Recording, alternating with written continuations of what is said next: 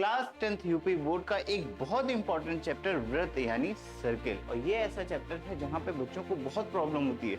वजह है कॉन्सेप्ट का सही तरीके से ना समझ में आना, थ्योरम्स का सही तरीके से ना समझ में आना और उनका सही से एप्लीकेशन मतलब किस तरीके से प्रयोग करते हैं उस चीज को ना समझ पाना। तो यहाँ पर हम लोग क्या करेंगे, हम हर एक कॉन्सेप्ट को बड़े बारीकी से समझेंगे, पढ़ेंगे और फिर इससे रिलेटेड क्वेश्चनों को सॉल्व करेंगे। और ये क्वेश्चन आपका 2021 और 2019 में पूछा गया है। भैया अब देखो ये क्वेश्चन आया भी 22 और 2020 में ये क्वेश्चन आया हुआ क्वेश्चन है। ये क्वेश्चन भी आपका 2023, 2021, 2019 में पूछा गया क्वेश्चन है। यानी जो भी मैं क्वेश्चन करा रहा हूँ वो सारे ज्यादातर मैंने ट्राई किया, जिससे आपको ये कॉन्फिडेंस आए कि जो भी आप क्वेश्चन कर रहे हो ना वो आपके लिए फायदेमंद है, क्योंकि इस टाइप के क्वेश्चंस आएंगे।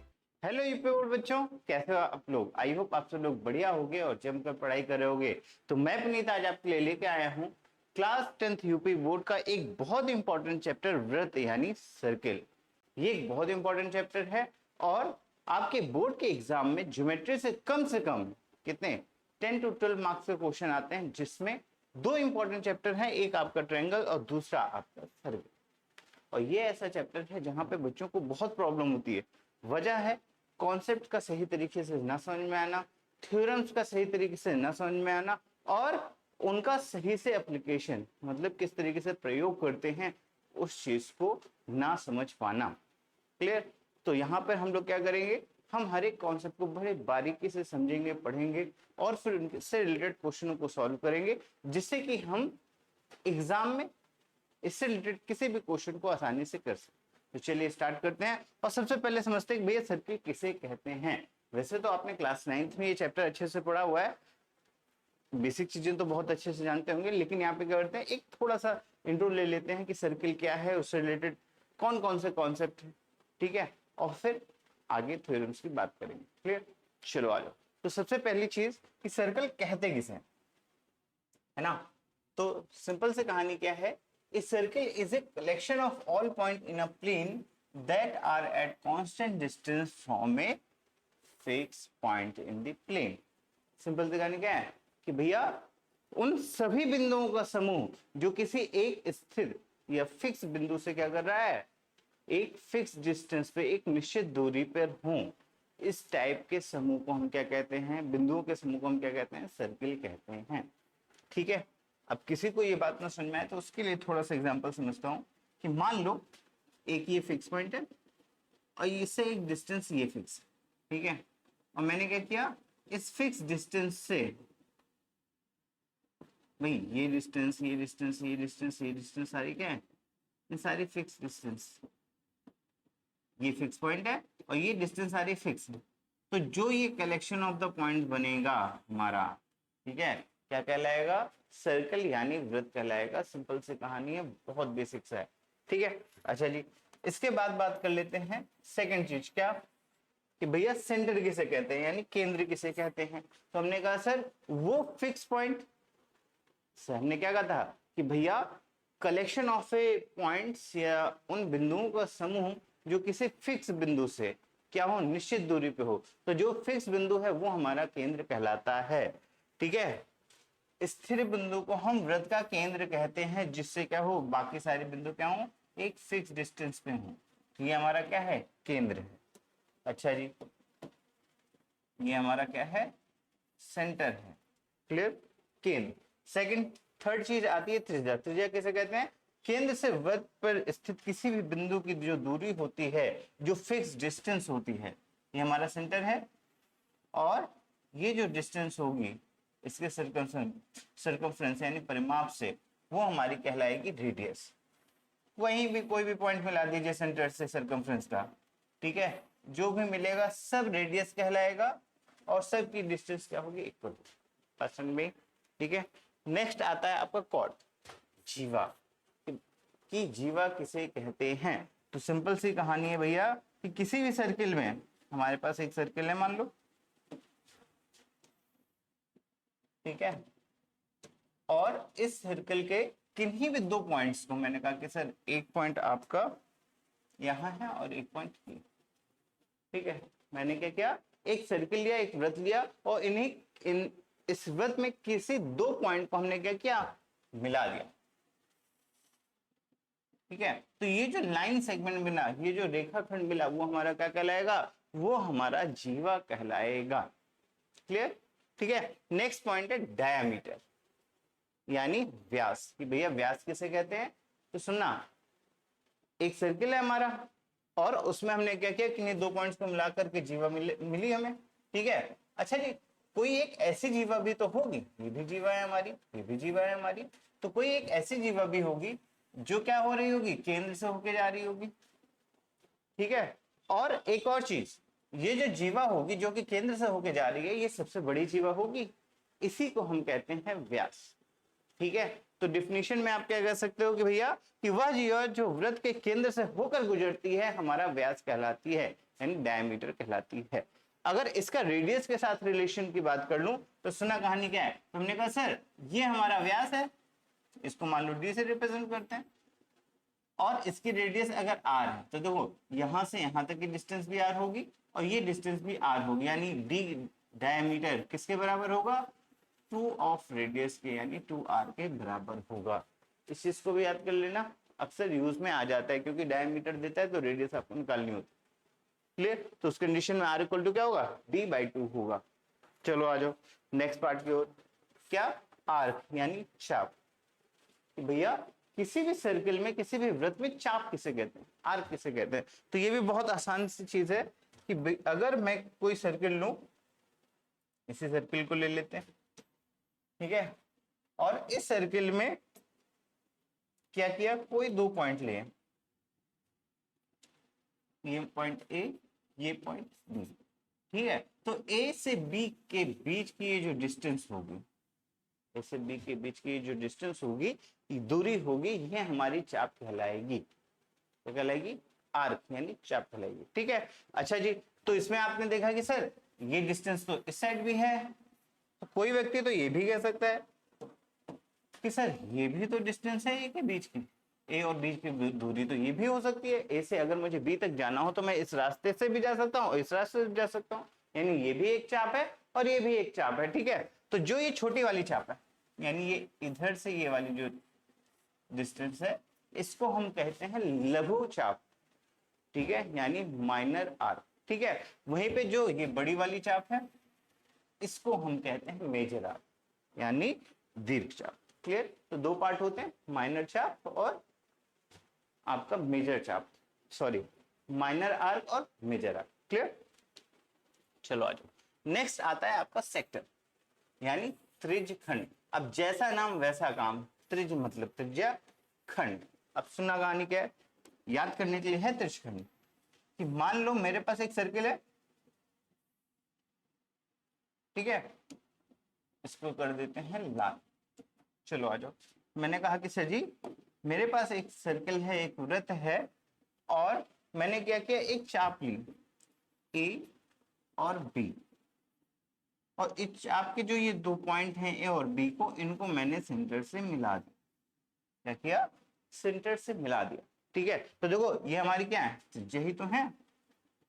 तो जो ये वाला पार्ट है आपका, ये जो पूरा पार्ट ये कवर करेंगे, इस पार्ट को हम कहेंगे त्रिज्य खंड।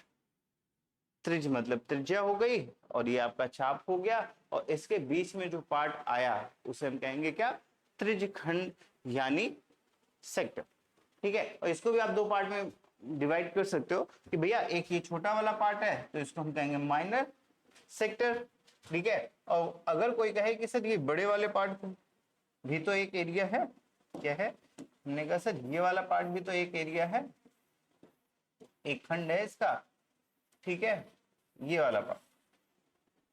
क्लियर, तो ये हमारा क्या कहलाएगा, दीर्घ सेक्टर, दीर्घ क्या कहेगा, रेखा त्रिज्यखंड, और छोटा वाला पार्ट कहेगा लघु त्रिज्यखंड, यानी माइनर सेक्टर और मेजर सेक्टर। क्लियर, ठीक है। नेक्स्ट आता है वृत्तखंड, कि भैया वृत्तखंड किसे कहते हैं। तो फिर से आ जाइए यहीं पे, हमने कहा कि सर अगर मेरे पास एक सर्किल है, इसको चेंज कर लेते हैं, आ जाइए, मैंने कहा हमारे पास एक सर्किल है, ठीक है। इस सर्किल में हमने क्या किया, एक ये सॉरी दो पॉइंट लिए ए और बी, या जिसे हम कहते हैं जीवा ली, ठीक है। अब ये जो जीवा है इस सर्कल को, इस वृत्त को क्या करिए, दो पार्ट में डिवाइड करिए, ठीक है, एक ये छोटे वाले पार्ट में और एक ये बड़े वाले पार्ट, ठीक है। तो ये छोटा वाला जो पार्ट है इसको हम कहते हैं सेगमेंट यानी वृत्तखंड। कौन सा वृत्तखंड, माइनर वृत्तखंड। ये बड़ा वाला भी तो वृत्तखंड ही है, लेकिन इसको हम कहेंगे major segment, sorry minor segment, major segment, यानी लघु वृत्तखंड और दीर्घ वृत्तखंड। क्या समझ में आया कि भैया एक वृत्त में जीवा वृत्त को क्या कर रही है, दो पार्ट में डिवाइड कर रही है, ठीक है। तो इस पार्ट को हम क्या कहते हैं, वृत्तखंड कहते हैं। छोटे वाले पार्ट को लघु वृत्तखंड और बड़े वाले पार्ट को दीर्घ वृत्तखंड कहते हैं। देखो रिक्वायरमेंट पड़ेगी, कुछ यहाँ पे रिक्वायरमेंट पड़ जाएगी, ठीक है। वैसे ये हम लोग सर्किल का सिर्फ इंट्रोडक्शन ले रहे हैं कि भैया क्या चीजें होती हैं उसमें बेसिक सी, ठीक है। इसके बाद जब अगला चैप्टर पढ़ोगे कौन सा, एरिया रिलेटेड टू सर्किल वाला, तो वहां पे ये सारे कॉन्सेप्ट, ये सारी चीजें बहुत इंपॉर्टेंट रोल प्ले करेंगे। तो वहां पे इस चीज का हमें क्या करेंगे, हेल्प करेंगे। क्लियर, तो अच्छे से पढ़ना समझना। नेक्स्ट आ जाता है सीकेंट। सीकेंट क्या होता है, तो हमने कहा सर सीकेंट नाम में लिखा हुआ है छेदक रेखा। छेदक रेखा किस कहते हैं, जैसा नाम वैसा काम। क्या कि भैया अगर मेरे पास कोई एक सर्किल है और कोई रेखा यानी कोई लाइन क्या कर रही है, इस सर्किल को इंटरसेक्ट कर रही है, यानी इस सर्किल को प्रतिच्छेद कर रही है, तो इस रेखा को हम सीकेंट रेखा यानी छेदक रेखा कहते हैं। नेक्स्ट आता है टेंजेंट यानी स्पर्श रेखा। इसको अच्छे से समझ लीजिए, क्यों, क्योंकि इसका काम इस चैप्टर में बहुत सारा है, ठीक है। सेकेंड किसे कहते हैं, तो हमने कहा सर किसी सर्किल में क्या करे, कोई लाइन किसी एक पॉइंट को टच करके, क्या करिए, सिर्फ और सिर्फ ये लाइन क्या करिए, इस सर्किल को टच करके जा रही है। ये हमारा सेंटर हो गया, केंद्र सी से रिप्रेजेंट करते हैं, ओ से रिप्रेजेंट करते हैं, और ये जो लाइन है हमारी ये कहलाएगी टेंजेंट यानी स्पर्श रेखा। तो किसी भी वृत्त के एक बिंदु को स्पर्श करके जाने वाली रेखा को हम क्या करते हैं, स्पर्श रेखा कहते हैं, रेखा। क्लियर है, तो ये हमारा सर्किल है और ये एक पॉइंट क्या नाम है, सर्कल से हम क्या करें, सर्किल के एक पॉइंट पे क्या करिए, एक लाइन एक रेखा जो है टच करके जा रही है, स्पर्श करके जा रही है, तो ये हमारी स्पर्श रेखा कहलाएगी। तो भैया किसी सर्किल में कितने स्पर्श रेखाएं हो सकती हैं, तो हमने कहा सर किसी भी वृत्त में कितने बिंदु होते हैं, इनफाइनाइट बिंदु होते हैं, अनंत बिंदु होते हैं। तो कितनी स्पर्श रेखाएं खींची जा सकती हैं, अनंत स्पर्श रेखाएं खींची जा सकती हैं। मैंने कहा सर इस पॉइंट पे, तो आप इस पॉइंट पे भी लाइन खींच सकते हो, तो ये भी तो स्पर्श रेखा है। किसी ने इस पॉइंट को ले लिया, ये ड्रॉ कर दिया, तो ये भी स्पर्श रेखा है। कोई ये वाला पॉइंट ले ले, ये कर दे, तो ये भी एक स्पर्श रेखा होगी, ये भी आपकी स्पर्श रेखा होगी, ये भी आपकी स्पर्श रेखा होगी। तो जितने बिंदु हैं उतनी स्पर्श रेखाएं हम खींच सकते हैं। क्लियर, बस आपको दिमाग में क्या रखना है कि सर्किल है और उस सर्किल से के किसी एक बिंदु से क्या कर रहा है, कोई लाइन टच करके जाए, स्पर्श करके जाए, तो क्या कहलाती है, स्पर्श रेखा कहलाती है। क्लियर, ठीक है। नेक्स्ट पार्ट आता है कोसेंट्रिक सर्किल यानी सकेंद्रित वृत्त। अब सकेंद्रित वृत्त किसे कहते हैं, तो भैया सिंपल सा ज्ञान है, सकेंद्रित मतलब जिसका केंद्र क्या हो, सेम हो, समान हो, एक हो, ठीक है। ये रहा एक सर्किल और ये रहा आपका दूसरा सर्किल। एक सर्किल ये है, एक सर्किल ये है, और दोनों सर्किल का जो सेंटर हो वो सेम, तो हमारा क्या कहलाएगा, सकेंद्रित सर्किल कहलाएगा। ऐसे सर्किल एक नहीं, दो नहीं, सॉरी दो नहीं, दो से अधिक भी हों, वो सारे सर्किल जिनका केंद्र एक हो, कौन से सर्किल कहलाएंगे, सकेंद्रित सर्किल कहलाएंगे, यानी कोसेंट्रिक सर्किल कहलाएंगे। सिंपल सी बात है। क्या इनमें चीजें खास है, क्या सेम है, तो हमने कहा सर इन सबके सेंटर जो है सेम, ठीक है। और ले सकते हो चाहे जितने आप सर्किल हैं, इससे हमें कोई समस्या नहीं होनी चाहिए। तो इनका कह सकते हैं कि भैया रेडियस अलग है, चलेगा, ये ले आओ। अब देखो इन सारे सर्किल में रेडियस तो डिफरेंट डिफरेंट है, बट सब के जो केंद्र हैं वो सेम है। एक लाइन एक सर्किल गड़बड़ हो गया, ठीक है। तो वो सब हमारे क्या कहलाएंगे, ये सारे सर्किल हमारे कहलाएंगे कोसेंट्रिक सर्किल यानी सकेंद्रित वृत्त कहलाएंगे, याद रहेगा, ठीक है। अब आ जाते हैं नेक्स्ट, क्या, इक्वल सर्किल यानी समान वृत्त। तो इक्वल सर्किल सिंपल सी कहानी क्या है कि दो सर्किल इक्वल कब होते हैं, क्या कंडीशन है, तो कंडीशन है आपकी जब उनके रेडियस क्या हो, इक्वल। तो दो समान त्रिज्या वाले सर्किल को हम कहते हैं समान वृत्त, ठीक है। मान चलो ये है, इसकी रेडियस 3 है, तो यहाँ पे इसकी रेडियस भी अगर 3 यूनिट यानी 3 सेंटीमीटर हो तो ये दोनों सर्किल क्या होंगे, समान वृत्त होंगे, ठीक है। अब आ जाते हैं इंपॉर्टेंट पार्ट में। देखो बेसिक सा पार्ट था वो आपको आना भी चाहिए, मैंने इसलिए बता दिया कि भैया जिनको थोड़ी छोटे छोटे चीजों में कंफ्यूजन होता है वो उनको क्लियर हो जाए, ठीक है। अब यहां से चलता है मेन पार्ट, क्या, कि भैया थ्योरम, और इन थ्योरम को देखना, याद रखना भैया, इन थ्योरम्स को क्या करना है, आपको रट के भी रखना है क्योंकि थ्योरम्स भी पूछे जाती हैं, ठीक है। इनके स्टेटमेंट भी पूछे जाते हैं, एमसीक्यू वगैरह में पूछ लेता है। और उसके अलावा जितने भी क्वेश्चन होंगे इन्हीं थ्योरम के यूज से होंगे यानी एप्लीकेशन होंगे। तो अगर ये थ्योरम आपको नहीं समझ में आई और आपने याद नहीं रखा तो क्वेश्चन सॉल्व करने में आपको दिक्कत होगी, बात समझ में आई? चलो आ जाओ, सबसे पहले थ्योरम को पढ़ते हैं और समझने की क्या कहानी है, ठीक है। क्या कह रहा कि थ्योरम फर्स्ट है कौन सी, tangent radius theorem. Tangent radius theorem यानी स्पर्श रेखा त्रिज्या प्रमेय, ठीक है। इसका स्टेटमेंट समझते हैं, क्या, कि the tangent at any point of a circle is perpendicular to the radius through the point of contact। यानी किसी वृत्त के किसी बिंदु पर खींची गई स्पर्श रेखा, किसी वृत्त के, तो मैंने कहा सर ये हमारे पास वृत्त है, ठीक है, किसी वृत्त के किसी बिंदु पर खींची गई स्पर्श रेखा, मान लो ये बिंदु है और इस बिंदु पे मैंने क्या किया, एक ये स्पर्श रेखा ड्रॉ कर दी, ठीक है। स्पर्श रेखा उस बिंदु से जाने वाली त्रिज्या पर लंब होगा, और इस पॉइंट से मैंने क्या किया, सेंटर से मिलाया, ये हमारी क्या है, रेडियस हो गई, है ना, ये हमारा केंद्र O है, ये हमारी त्रिज्या R है। और अकॉर्डिंग टू दिस स्टेटमेंट क्या कह रहा है, ये दोनों एक दूसरे के परपेंडिकुलर होंगे। याद रखिए क्या, कि किसी वृत्त के किसी बिंदु पर खींची गई स्पर्श रेखा उस बिंदु से जाने वाली त्रिज्या के लंब होती है, यानी त्रिज्या के परपेंडिकुलर होती है। ये आपकी टेंजेंट रेखा है, टेंजेंट है, ठीक है। ये हमारा सेंटर है, ये हमारी रेडियस है, और टेंजेंट और रेडियस के बीच में रिलेशन क्या है कि ये एक दूसरे के परपेंडिकुलर होते हैं, क्लियर। अच्छा यहाँ पे एक और चीज क्या है कि भैया इस वाले पॉइंट को हम पॉइंट ऑफ कांटेक्ट कहते हैं, तो ये भी याद रखिएगा, स्पर्श बिंदु में कहेंगे।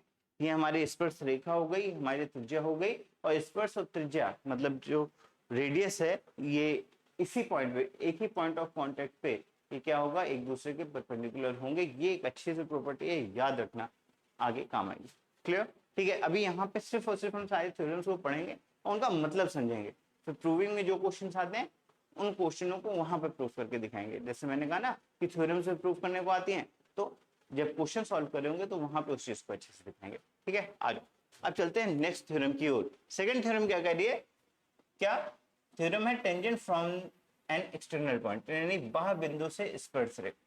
अब बाह्य बिंदु से स्पर्श रेखा का स्टेटमेंट क्या है, याद रखिएगा कि भैया the length of a tangent drawn from a external point to a circle are equal, यानी किसी बाह्य बिंदु से वृत्त पर खींची गई स्पर्श रेखाओं की लंबाई बराबर होती है। अब मतलब समझना, मान लीजिए ये मेरे पास एक सर्किल है और बाहर ये एक पॉइंट P है, तो स्टेटमेंट क्या कह रहा है कि इस पॉइंट P से इस सर्किल पे खींची गई जो स्पर्श रेखा होगी, ठीक है, वो इक्वल होगी। अच्छा जी, चलो एक स्पर्श रेखा ड्रॉ करते हैं। पहले मैंने कहा ये लाइन ली, इस पॉइंट से ये आएगी एक स्पर्श रेखा, कलर चेंज कर लेते हैं, लाल है कर लेते हैं, चलो आ जाओ, और दूसरी स्पर्श रेखा ड्रॉ करेंगे तो वो ये आएगी, इसका कलर भी चेंज कर लोगे, अब सुना, मैंने कहा सर ये हमारा सेंटर यानी केंद्र O है, ये पॉइंट ऑफ कांटेक्ट है, ये रेडियस भी हो सकती है, अभी ये रेडियस है हमारी, हो सकती है क्या, ये रेडियस है, और ये अगर A और B है तो अकॉर्डिंग टू द स्टेटमेंट जो PA होगा वो PB के बराबर होगा, जो हमारी स्पर्श रेखाएं होंगी उनकी लेंथ इक्वल होगी, PA इक्वल टू P। जो ये वाली लेंथ है आपकी, कौन सी लेंथ, ये वाली लेंथ इस वाली लेंथ के इक्वल होगी। ये कहता है आपका सेकंड थ्योरम, जिसको कहते हैं बाह्य बिंदु से स्पर्श रेखाएं। क्या कि भैया किसी बाह्य बिंदु से वृत्त पर खींची गई स्पर्श रेखाओं की लंबाई बराबर होती है। तो ये हमारा बाह्य बिंदु है, इससे मैंने एक सर्किल पे क्या किया, स्पर्श रेखा खींची, तो जो स्पर्श रेखा की लंबाई है, जो ये लंबाई है PA और PB, ये दोनों इक्वल होंगे। अच्छे से स्टेटमेंट समझ लेना। पहला थ्योरम क्या कहता है कि भैया किसी सर्कल पे कोई स्पर्श रेखा है तो वो स्पर्श रेखा और त्रिज्या के बीच में 90 डिग्री एंगल होगा, यानी एक दूसरे के परपेंडिकुलर होंगे। ठीक है। सेकंड स्टेटमेंट क्या कहता है, अगर कोई बाह्य बिंदु P है और उससे मैंने स्पर्श रेखा ड्रॉ की है, टेंजेंट ड्रॉ किया है, तो ये टेंजेंट क्या होंगी, इक्वल लेंथ की होंगी, यानी PA PB के इक्वल होगा। क्लियर। आता है थर्ड थ्योरम, क्या कहता है इसकी बात कर लेते हैं कि भैया converse of A tangent radius theorem, स्पर्श रेखा त्रिज्य रेखा का प्रमेय का विलोम। चलिए स्टेटमेंट पढ़ते हैं कि a line drawn through the end point of a radius and the perpendicular to its tangent to the circle, यानी किसी रेखा को त्रिज्या के अंत बिंदु से होकर उस बिंदु पर लंब खींचा जाए तो वह रेखा वृत्त की स्पर्श रेखा होती है। कोई खास नहीं है, ये सेमी स्टेटमेंट है बट कन्वर्ज है किसका, जो हमने पहली वाली थ्योरम पढ़ी। तो मान लो मेरे पास एक सर्किल है, ये आपका सेंटर है, ठीक है, और सेंटर से मैंने एक रेडियस ड्रॉ की। क्लियर। अब इस रेडियस में जो ये आपका क्या है, एंड पॉइंट, क्या कह रहा, अंत बिंदु या पॉइंट ऑफ कांटेक्ट, इससे अगर मैं एक परपेंडिकुलर लाइन ड्रॉ करूं, इस पॉइंट से मैंने क्या किया, रेडियस के परपेंडिकुलर एक लाइन ड्रॉ की, तो जो लाइन हो गई ये आपकी क्या होगी, स्पर्श रेखा होगी। इसको दूसरी भाषा में कह सकते हैं कि ये सर्किल के किसी एक पॉइंट से होकर के गुजर रही है, और सर्किल के किसी एक पॉइंट से होकर के गुजर रही है, तो वो हमारी क्या कहलाएगी, स्पर्श रेखा कहलाएगी। और यही चीज यहाँ पे कह रहा है क्या, कि यदि किसी रेखा की त्रिज्या के अंत बिंदु से होकर उस पर लंब खींचा जाए, यदि किसी वृत्त में, ये हमारी रेडियस त्रिज्या है, उसके अंत बिंदु से हमने क्या किया, एक लाइन ड्रॉ की जो इस रेडियस के क्या है, परपेंडिकुलर है, लंब है, तो जो ये रेखा है इस सर्किल की, इस वृत्त की क्या कहलाएगी, स्पर्श रेखा कहलाएगी, यानी टेंजेंट कहलाएगी। क्लियर। चलो आ जाओ नेक्स्ट पॉइंट पे। देखो ये 3 थ्योरम्स हैं, अच्छे से याद कर लेना। पहली थ्योरम क्या कह रही थी, एक बार मैं फिर से रिवाइज कर लूं।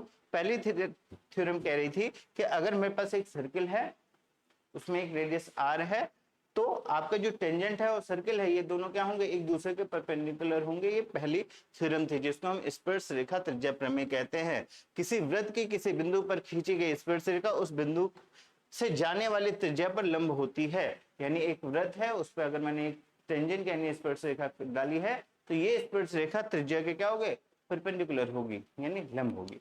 पहला स्टेटमेंट। सेकंड स्टेटमेंट क्या कहता है कि अगर कोई वृत्त है और बाहर कोई पॉइंट है, ठीक है, पॉइंट P, तो ये पॉइंट P से जो भी हम स्पर्श रेखाएं खींचेंगे उनकी लेंथ इक्वल होगी, यानी PA PB के इक्वल होगा।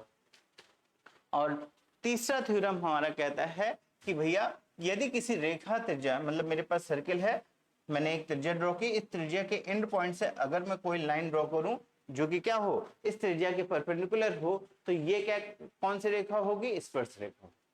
ये हमारे 3 स्टेटमेंट है, अच्छे से याद रखना क्योंकि इन्हीं का यूज करके काफी सारे क्वेश्चंस आपके हो जाएंगे। क्लियर। चलिए स्टार्ट करते हैं और सबसे पहले क्वेश्चन को सॉल्व करते हैं। क्या कह रहा भैया, क्वेश्चन पढ़ते हैं। कह रहा इन ए गिवन फिगर, फिगर तो गायब है, चलो भी बना लेंगे, ठीक है। PT is a tangent to the circle with the centre O। अच्छा जी, चलो एक सर्कल बना लेते हैं, ठीक है, जिसका सेंटर हमारा O है। Okay, PT is a tangent to the circle with the center O. OT is 6 centimetre and OP is 10 centimetre. तो एक मान के चलिए पॉइंट P है, ठीक है, O से P की डिस्टेंस दे रखा है,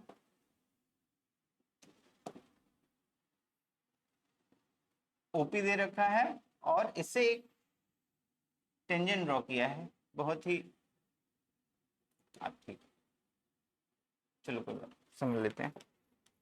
ये हमारे क्या है, स्पर्श रेखा है। अब सुना कहानी क्या है, in a given figure PT is a tangent to the circle with the centre O, OT is 6, ये पॉइंट T मान लो, ठीक है, और ये हमारा वो है बिंदु OT, ठीक है, OT is 6 and OP is 10 centimetre. तो OT दे रखा है 6 और OP दे रखा है कितना, 10 सेंटीमीटर, ठीक है। फिर कह रहा है then the length of the tangent PT equal to question mark. हमसे पूछ रहा है कि भैया इस टेंजेंट की लंबाई बता दीजिए।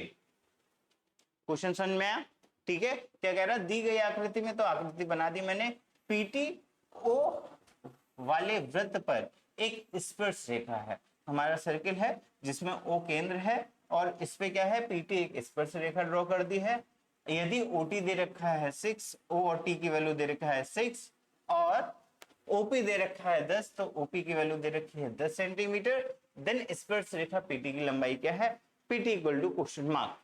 हमने कहा सर अब इसको सॉल्व करते हैं, कैसे करेंगे।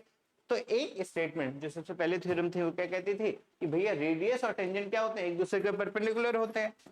अब इससे फायदा क्या हुआ, इससे हम ये कह सकते हैं सर जी ये तो परपेंडिकुलर हो गया, और सुनो यहाँ पे OT क्या है, हमारी रेडियस हो गई, और ये डिस्टेंस तो 10 गिवन ही है, क्लियर।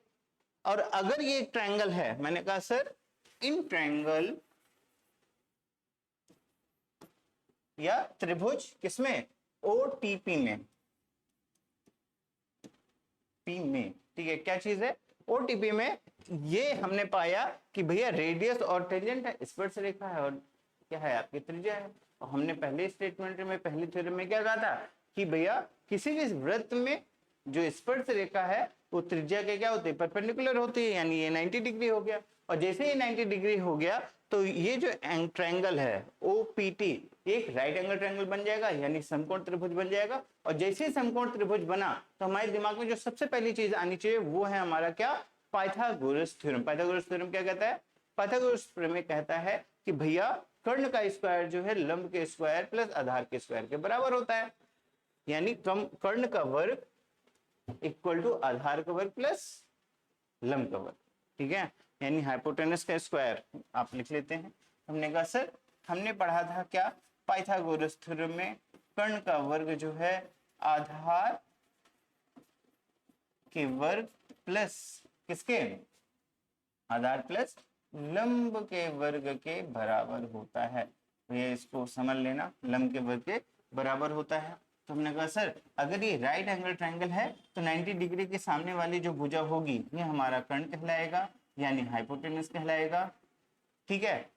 आप इसमें से किसी को भी बेस लिख सकते हैं क्योंकि एंगल है नहीं, तो मैंने अगर ये एंगल लिया तो ये आपका बेस हो जाएगा और ये आपका परपेंडिकुलर होगा, ठीक है। वैल्यू रख दीजिए, तो हमने कहा सर कर्ण है 10 का स्क्वायर इक्वल टू आधार, बेस हमको निकालना है तो ये एक्स स्क्वायर प्लस लंब की वैल्यू दे रखी है 6, ये हो जाएगा 6 का स्क्वायर। सॉल्व कर लीजिए तो होगा 100, 6 स्क्वायर प्लस में इधर माइनस में आ जाएगा तो -36 equal to X square. Solve करेंगे 100 माइनस 36 64 आ जाएगा equal to X square. Root लगाएंगे, हटाएंगे तो स्क्वायर हटाएंगे, रूट लग जाएगा तो आएगा √64 यानी 8। 8 centimetre is your final. Simple सा एक नंबर का एमसीक्यू है, पहला क्वेश्चन था इसलिए इतने प्यार से बताया, नहीं तो ना ही आपको फिगर, वैसे फिगर गिवन था, यहाँ पे मैंने बना दिया है। आप सीधा सीधा पाइथागोरस थ्योरम लगा करके सॉल्व कर सकते हो। और आपको ट्रिपलेट अगर याद हो तो आपको इतना सॉल्व करने की जरूरत नहीं है, 6 8 और 10 इज ए ट्रिपलेट, सीधा 6 10 दे रखा है, 8 आपका आंसर आ जाता, क्लियर। तो इसका एमसीक्यू का पहला का आंसर सही है, हमने कहा sir first option is a right option, clear, पहला विकल्प सही है। क्या यहाँ तक बात समझ में आई? थोड़ा थोड़ा आइडिया लग गया होगा कि किस तरीके से थ्योरम हमको यूज करनी है। ठीक है, आ जाते हैं अगले सवाल की ओर। क्या कह रहा है क्वेश्चन सेकंड? कह रहा है कि भैया in a given figure PQ is the chord, हमने कहा ठीक है sir ji, of a circle with the center O, PT is the tangent and P such that QPT is 60 degree, then PRQ is a question mark। यानी दी गई आकृति में PQ केंद्र O वाले एक वृत्त की जीवा है, तो हमारी PQ क्या है? एक जीवा है। हमने कहा ठीक है सर। और PT P पर एक स्पर्श रेखा है, ये हमारी स्पर्श रेखा हो गई, बहुत बढ़िया। ठीक है, P और T क्लियर, जिससे QPT 60 डिग्री है। तुमने कहा सर QP और T ये दे रखा है हमारा 60 डिग्री। आपसे PRQ is a question mark. क्या पूछ रहा है भैया जी? हमसे कह रहा है कि भैया PRQ, ये PR और Q, PRQ इस एंगल को फाइंड करो। अच्छे से समझ लेना, इजी सा क्वेश्चन है, MCQ है, तो मैं डायरेक्टली वहीं पे बताऊंगा, बहुत ज्यादा चीजों को करने की जरूरत नहीं है, है ना। चलो आ जाओ, समझते हैं क्या कहानी चल रही है यहाँ पे। तुमने कहा सर मुझे इस एंगल को फाइंड करना है, इस एंगल को, ये एंगल पूरा 60 गिवन है ना। कैसे फाइंड करेंगे इस चीज को देखते हैं। तुमने कहा भैया एक बात बताना, आप लोगों के लिए चीजों को मैं प्रॉपर वे में करता हूं, ठीक है। चलो आ जाओ। मैंने कहा सर ये एंगल दे रखा है 60 डिग्री, ओके जी। अच्छा जी, ये हमारी रेडियस है, ये भी हमको पता है।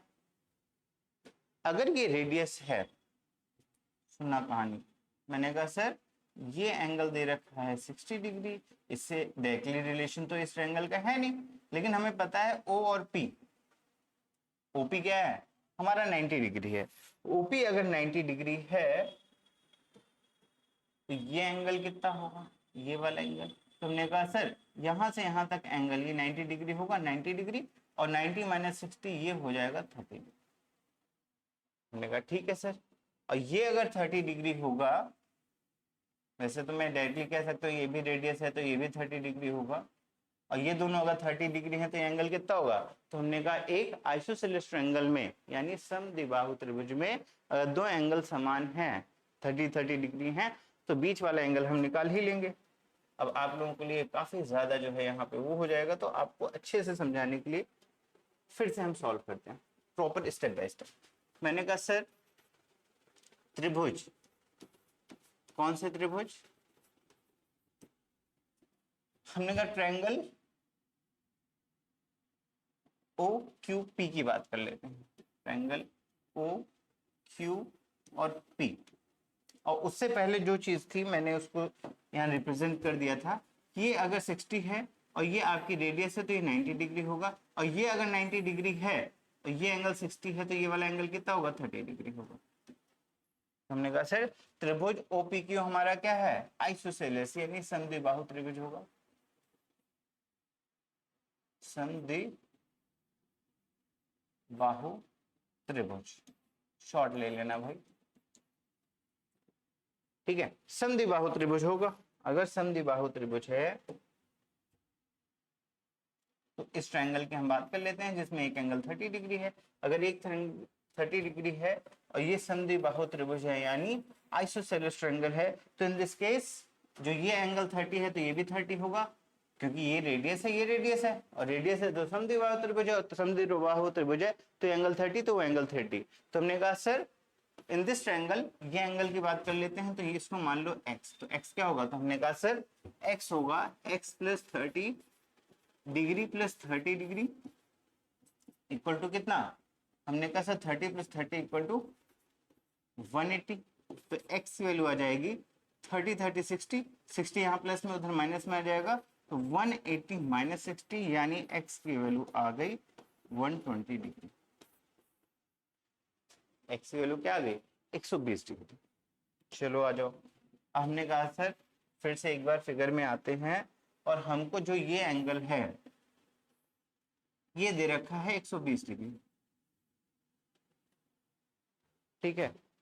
अब अगर ये एंगल 120 डिग्री है तो ये एंगल कितना होगा इसकी बात करने, तो हमने कहा सर ये कर लो क्या, कि हमने कहा कि सर ये आर्क पी क्यू है और इससे मैंने सर्कमफ्रेंस में एक पॉइंट ले लिया। अब देखो फायदा क्या होगा इस चीज को समझना, क्लास 9th का क्वेश्चन है एक तरीके से ये, क्या कि हमने क्लास 9 में पढ़ा था कि किसी भी सर्किल में, ये हमारा सर्किल है, मैंने कोई आर्क ली ए और बी, इसका जो केंद्र से एंगल होगा और सर्कमफ्रेंस से एंगल होगा, इन दोनों में क्या रिलेशन था कि ये अगर एंगल 2x है तो ये x होगा, यानी सेंटर से यानी केंद्र से बनने वाला जो कोण होता है वो परिमाप के यानी सर्कमफ्रेंस से किसी भी पॉइंट से बनने वाले कोण का जो है दुगना होता है, केंद्र का कोण दुगना होता है और सर्कमफ्रेंस का होता है वो हाफ, यानी ये अगर x है तो ये 2x है, 2x है तो ये x है। सिंपल सी कहानी है। एक प्रॉपर्टी ये पढ़ी थी। एक हमने पढ़ा था कि अगर मेरे पास कोई सर्किल है और इसके सारे पॉइंट से मिलाकर के जो चतुर्भुज बनता है उसे साइक्लिक क्वाड्रिलेटरल कहते हैं। और साइक्लिक क्वाड्रिलेटरल की प्रॉपर्टी क्या थी कि इसके जो अपोजिट एंगल होते हैं वो एक दूसरे के सप्लीमेंट्री होते हैं, यानी उनका सम कितना होता है 180 होता है। तो इन दोनों प्रॉपर्टी का यूज कर लेंगे। तो हमने कहा सर ये 120 है तो ये हमारा हो जाएगा 60 degree according to this theorem. और ये अगर 60 है तो थोड़ा सा ध्यान लगाएंगे और आपको क्या मिल जाएगा भैया, ये और ये एक साइक्लिक क्वाड्रिलेटरल है, क्योंकि साइक्लिक क्वाड्रिलेटरल की कंडीशन क्या है कि उसके जो चतुर्भुज है उसकी चार बिंदु जो होते हैं, चारों वर्टेक्स जो होते हैं वो हमारे सर्किल के परिमाप में होने चाहिए। ठीक है, सर्किल के परिमाप में है तो चतुर्भुज हो गया, साइक्लिक क्वाड्रिलेटरल हो गया। अब साइक्लिक क्वाड्रिलेटरल की प्रॉपर्टी यहाँ पे हमने पढ़ ली कि भैया अपोजिट एंगल क्या होते हैं, एक दूसरे के सप्लीमेंट्री होते हैं। सप्लीमेंट्री मतलब क्या है कि जो विपरीत कोण होंगे उनका सम 180 होगा। तो ये अगर 60 है तो ये एंगल कितना होगा, तो हमने कहा इन दोनों का सम 180, तो ये हो जाएगा 180 माइनस 60 यानी 120 डिग्री। ऑप्शन में देखिए है क्या, हमने कहा yes sir C is your final answer. समझ में आया, इजी सा क्वेश्चन है। ठीक है, एमसीक्यू में है तो बहुत ज्यादा आपको वो नहीं करना है कैलकुलेशंस, बस इस चीज को आपको यहाँ पे ही कर लेना है। देखो इसमें क्या है ना कि अगर कॉन्सेप्ट आपको क्लियर है तो एक दूसरे से क्या रिलेट कर रहे हैं इंपॉर्टेंट ये। चलो आ जाओ अगले सवाल की ओर। ये हमारा अगला सवाल है, देखते हैं क्या कह रहा है। कह रहा दी गई आकृति में ओ एक वृत्त का केंद्र है, एओसी इसका व्यास है। ठीक है, एओसी एक व्यास है। इस प्रकार एंगल एसीबी दे रखा है 50, एंगल एसीबी इज 50। एटी बिंदु ए पर वृत्त की स्पर्श रेखा है। ठीक है, बीएटी बैट बताना है, यानी ये वाला एंगल फाइंड करना है।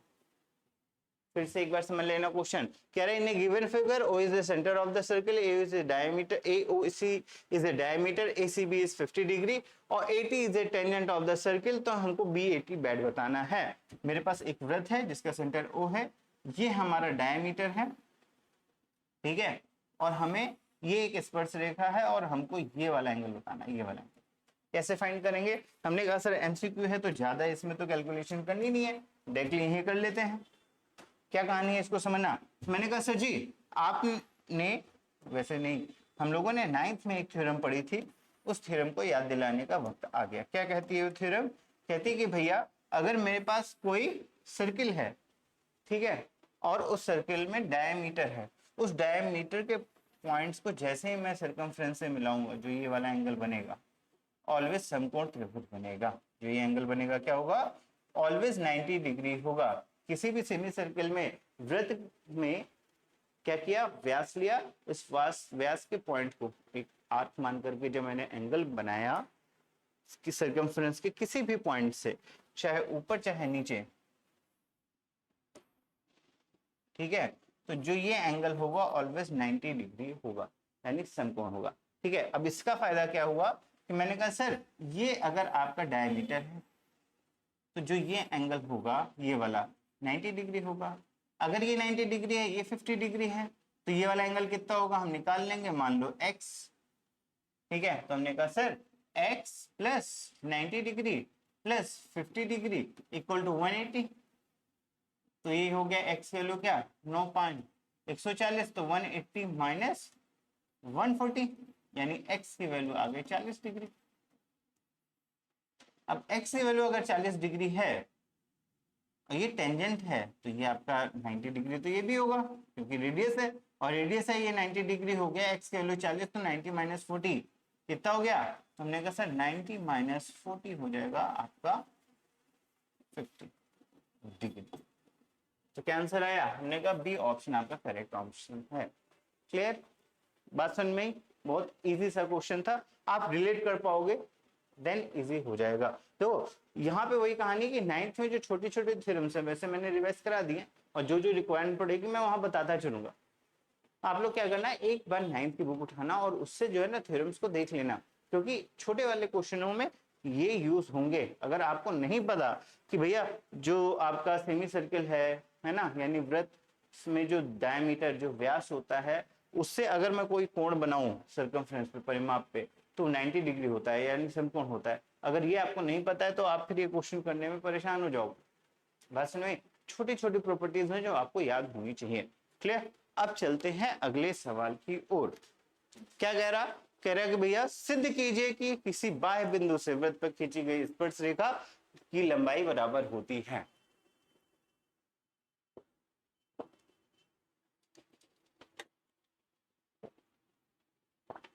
हाँ, देखो अरे चलो क्या कहानी है, देखो पहले क्वेश्चन तो हमने पढ़ लिया और जैसे क्वेश्चन पढ़ा तो मेरे दिमाग में आ गया ये तो थ्योरम है। क्या क्वेश्चन है, कह रहे सिद्ध करना है, क्या सिद्ध करना है, किसी भी बाह्य बिंदु से वृत्त पर खींची गई स्पर्श रेखाओं की लंबाई बराबर होती है। और ये क्वेश्चन कब कब आया है, मैंने कहा सर 23 में आया है, 22 में आया है, 2020 में आया है, 2019 में आया। भैया 1 2 3 4 बार आ गया लास्ट 5 ईयर्स में। ठीक है, तो देख लो कितना इंपॉर्टेंट क्वेश्चन है। ठीक है, आपका थ्योरम है वहां मैंने प्रूफ नहीं कराया था बट यहाँ पे कराऊंगा, हर एक स्टेप को प्रॉपर समझना, मजा आ जाएगी। ठीक है, तो क्या कह रहा कि भैया मेरे पास एक सर्किल है, मान लेते हैं कि अपने पास एक सर्किल है, इसका केंद्र आपका O है। ठीक है, अच्छा जी, और सिद्ध कीजिए कि बाह्य बिंदु पर वृत्त पर खींची गई स्पर्श रेखाओं की लंबाई बराबर होती है। तो मान लो एक पॉइंट P है यहाँ पे, ठीक है, और इस P से हमने क्या किया, दो स्पर्श रेखाएं खींची। तो इस P से ये हमारी पहली स्पर्श रेखा हो गई, थोड़ा सा लंबी खींचे, ठीक है, कलर चेंज कर लेते हैं, रेड कर लेते हैं। ठीक है, और एक स्पर्श रेखा यहां से खींच देते हैं।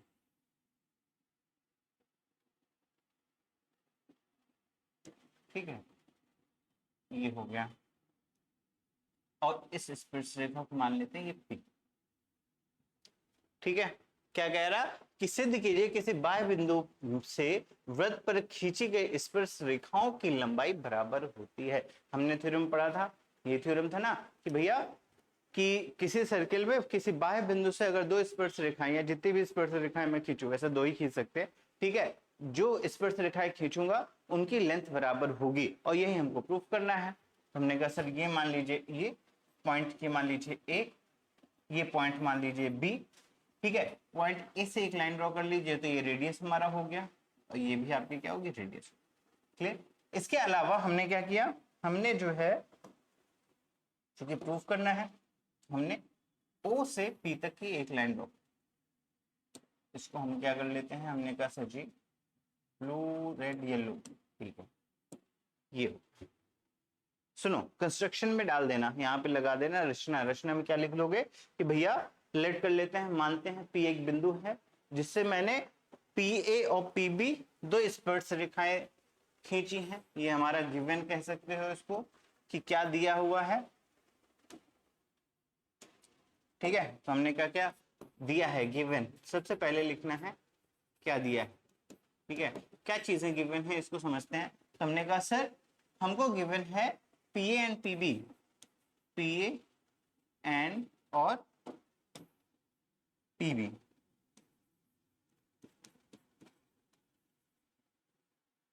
PB हमारी क्या है, स्पर्श रेखा, ये और PB हमारी स्पर्श रेखा है, स्पर्श रेखाएं हैं।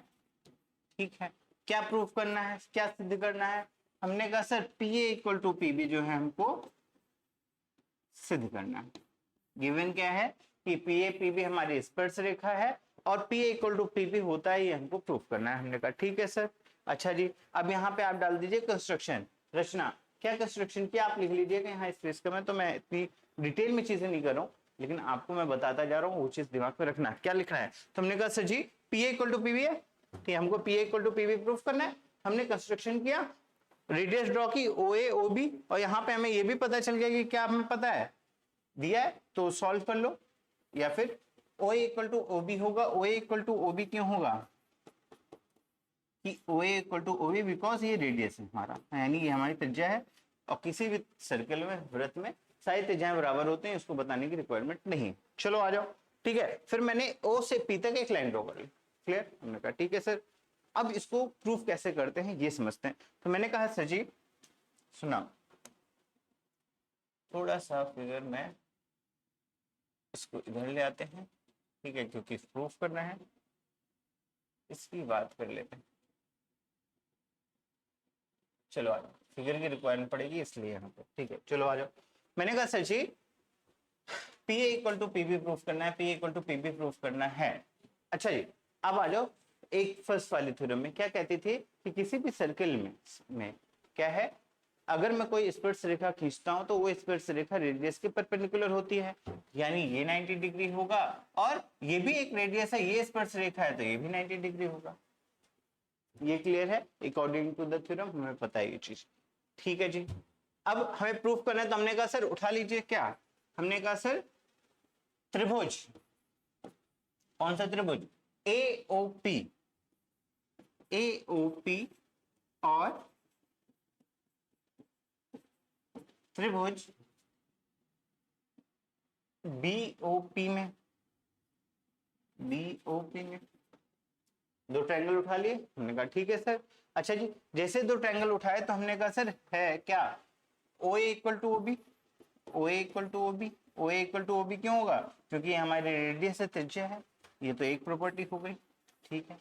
हमने कहा sir angle O A P, angle O A P equal है एंगल किसके, ओ बी पी के, ओ बी पी के, जो कि क्या है 90 डिग्री, ठीक है। अकॉर्डिंग टू द थ्योरम 1 डाल सकते हो यहाँ पे, स्टेटमेंट साथ में यहाँ पे डाल दीजिएगा कि according to the theorem first, यानी प्रथम प्रमेय के अनुसार, क्लियर। हमने कहा ठीक है सर जी, ये हो गया हमारी दूसरी चीज। तीसरा हमने पाया कि सर जी जब ये वाला ट्रायंगल और ये वाला ट्रायंगल लेता हूं, तो ये वाला ट्रायंगल और ये वाला ट्रायंगल अगर मैं लेता हूं, तो मैंने पाया कि ये तो दोनों में कॉमन है ना, क्या है, दोनों में कॉमन है। अगर दोनों में कॉमन है तो यहाँ पे हम क्या लिख सकते हैं कि हमने कहा सर जी आपका ओपी इक्वल टू ओपी है, ठीक है। हमने कहा सर साइड, ये वाली साइड इक्वल है, सॉरी ये वाली साइड इक्वल है, और ये आपका एक साइड कॉमन है और ये एंगल 90 डिग्री है। तो कौन सा कॉन्ग्रुएंसी होगी, कॉन्ग्रुएंसी आपने पढ़ी ना 9th क्लास में, ठीक है। तो क्या है सर्वांगसम, क्या होगा, तो हमने कहा सर जी ये right angle triangle, right angle property RHS congruency हो गई, क्यों, क्योंकि दोनों राइट एंगल ट्रायंगल है, पहली चीज, यानी 90 डिग्री हो गया, ठीक है। इनका हाइपोटेनस इक्वल है, कर्ण इक्वल है, और एक साइड इक्वल है, रेडियस इक्वल है, ठीक है। तो इन दिस केस दोनों क्या है, कॉन्ग्रुएंट हैं, सो दैट वेयर क्या है ट्रायंगल एओपी जो है सर्वांगसम है, यानी कॉन्ग्रुएंट है, ट्रायंगल समरूप नहीं है, सर्वांगसम है, किसके, तो हमने कहा sir triangle O B P के, सॉरी बीओपी के। बात समझना फिर से एक बार, हमने कहा सर हमने जब कॉन्ग्रुएंसी पढ़ी थे तो वहां पे हमने पढ़ा था RHS कॉन्ग्रुएंसी, अगर RHS क्राइटेरिया पढ़ा था। RHS क्राइटेरिया क्या कहता है कि अगर मेरे पास दो ट्रायंगल हैं, वो राइट एंगल ट्रायंगल है, ठीक है, उनका कर्ण यानी हाइपोटेनस इक्वल हो, कोई एक साइड इक्वल हो, चाहे आधा चाहे लंब, ठीक है, और कर्ण इक्वल हो, एक साइड इक्वल हो और 90 डिग्री, यानी RHS एक राइट एंगल ट्रायंगल हो, सॉरी राइट एंगल हो, और हाइपोटेनस यानी कर्ण इक्वल हो और कोई एक साइड इक्वल हो, तो ये हमारा आरएचएस क्राइटेरिया से क्या होगा, ये दोनों ट्रायंगल एक दूसरे क्या होंगे, कॉन्ग्रुएंट होंगे, यानी एक दूसरे के सर्वांग होंगे। तो इस तरीके से ये दोनों ट्रायंगल क्या हो गए, सर्वांग हो गए। और अगर कोई दो ट्रायंगल आपस में क्या है, कॉन्ग्रुएंट हैं, तो उस कंडीशन में बाय सीपीसीटी हम क्या कर सकते हैं कि भैया अगर ये दोनों कॉन्ग्रुएंट हैं तो इनके एंगल्स भी इक्वल होंगे। ठीक है, तो हमने कहा सर ये साइड इक्वल थी क्या, ओए ओबी इक्वल थी, तो ओए ओबी के सामने वाले एंगल कौन कौन सा एंगल, तो हमने कहा सर एंगल एपीओ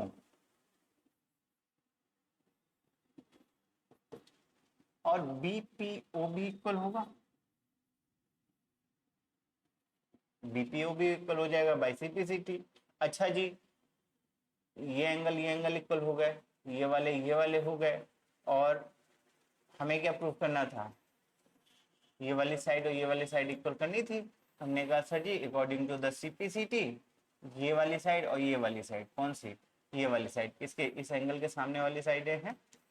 अगर ये दोनों एंगल इक्वल हैं तो इनके अपोजिट साइड्स यानी एपी जो है बीपी के इक्वल होगा, और यही इनको प्रूफ करना है। वैसे स्टेटमेंट देना चाहे दे, ना देना चाहे तो आप सीधा दोनों कॉन्ग्रुएंट प्रूफ होगा तो सीधा लिख सकते हो एपी क्या है, बीपी के इक्वल होगा, बिकॉज कि भैया ओ एपी और ओ पीबी जो है क्या है, एक दूसरे के कॉन्ग्रुएंट हैं, और कॉन्ग्रुएंट है यानी सर्वांग है, तो इनकी साइड्स भी इक्वल हो जाएंगी, करस्पॉन्डिंग साइड्स के ऊपर डिपेंड करता है। क्लियर, ठीक है। तो इस तरीके से इसको प्रूफ करना है, थोड़ा और अच्छे तरीके से आप स्टेटमेंट लिख सकते हो और उसको सॉल्व कर सकते हो। ठीक है, बेसिक कॉन्सेप्ट यही है, उस चीज को समझ। ठीक है, अब चलते हैं अगले सवाल की ओर। कह रहा सिद्ध कीजिए कि वृत्त के किसी बिंदु पर स्पर्श रेखा स्पर्श बिंदु में जाने वाली त्रिज्या पर लंब होती है, और ये भी क्वेश्चन आपका 2022, 2020 और 2018 में पूछा गया है। ठीक है, 3 बार आया हुआ क्वेश्चन है और बहुत इंपॉर्टेंट क्वेश्चन है, और इस क्वेश्चन के आने के चांसेस भी हैं। थ्योरम दे देगा, उससे रिलेटेड एक क्वेश्चन दे देगा, तो इस तरीके से क्वेश्चंस आते हैं। ठीक है, चलो आ जाओ इसको प्रूफ करते हैं। ठीक है, क्या कह रहा कि भैया सिद्ध कीजिए कि वृत्त के किसी बिंदु पर स्पर्श रेखा। ठीक है, तो एक वृत्त बना लीजिए, मान लो मेरे पास ये एक सर्किल है। ठीक है, इसका कलर चेंज कर लेते हैं, रेड कर लेते हैं। ठीक है, किसी बिंदु क्या है, the tangent at any point of the circle is perpendicular to the radius through the point of contact. तो मान लीजिए ये हमारी स्पर्श रेखा है, ये हमने क्या की, एक स्पर्श रेखा ड्रॉ की। ठीक है, स्पर्श रेखा ड्रॉ की, ये हमारा सेंटर O है, ये 90 डिग्री है, ये हमको प्रूफ करना है। क्या प्रूफ करना है कि जो हमारा O लेट पी मान लो, ओपी क्या है, लाइन ए बी के परपेंडिकुलर है, हमको ये प्रूफ करना है। कैसे प्रूफ करेंगे इस चीज को बात कर लेते हैं। तो हमने यहाँ पे लिख लेंगे, गिवन है कि भैया ए बी क्या है, हमारे एक स्पर्श रेखा है। हमने कहा ठीक है सर जी। कंस्ट्रक्शन के लिए आप बात करोगे तो हमने कहा सर एक लाइन ड्रॉ कर लेते हैं यहां से यहां तक। ठीक है, मान लो ये मान लीजिए टी ओ टी, और ये पॉइंट जहां पे ये सर्कल इंटरसेक्ट कर रहा है वो है ओ आर। क्लियर, ये हमारा कंस्ट्रक्शन है। क्या किया, एक सर्कल ड्रॉ किया, उसमें एक स्पर्श रेखा ड्रॉ की। ठीक है, ओपी तो हमारा रेडियस है, और OP is a perpendicular to the A B, हमको प्रूफ करना है। हमको क्या सिद्ध करना है कि जो है ओपी परपेंडिकुलर है किसके, ए बी के।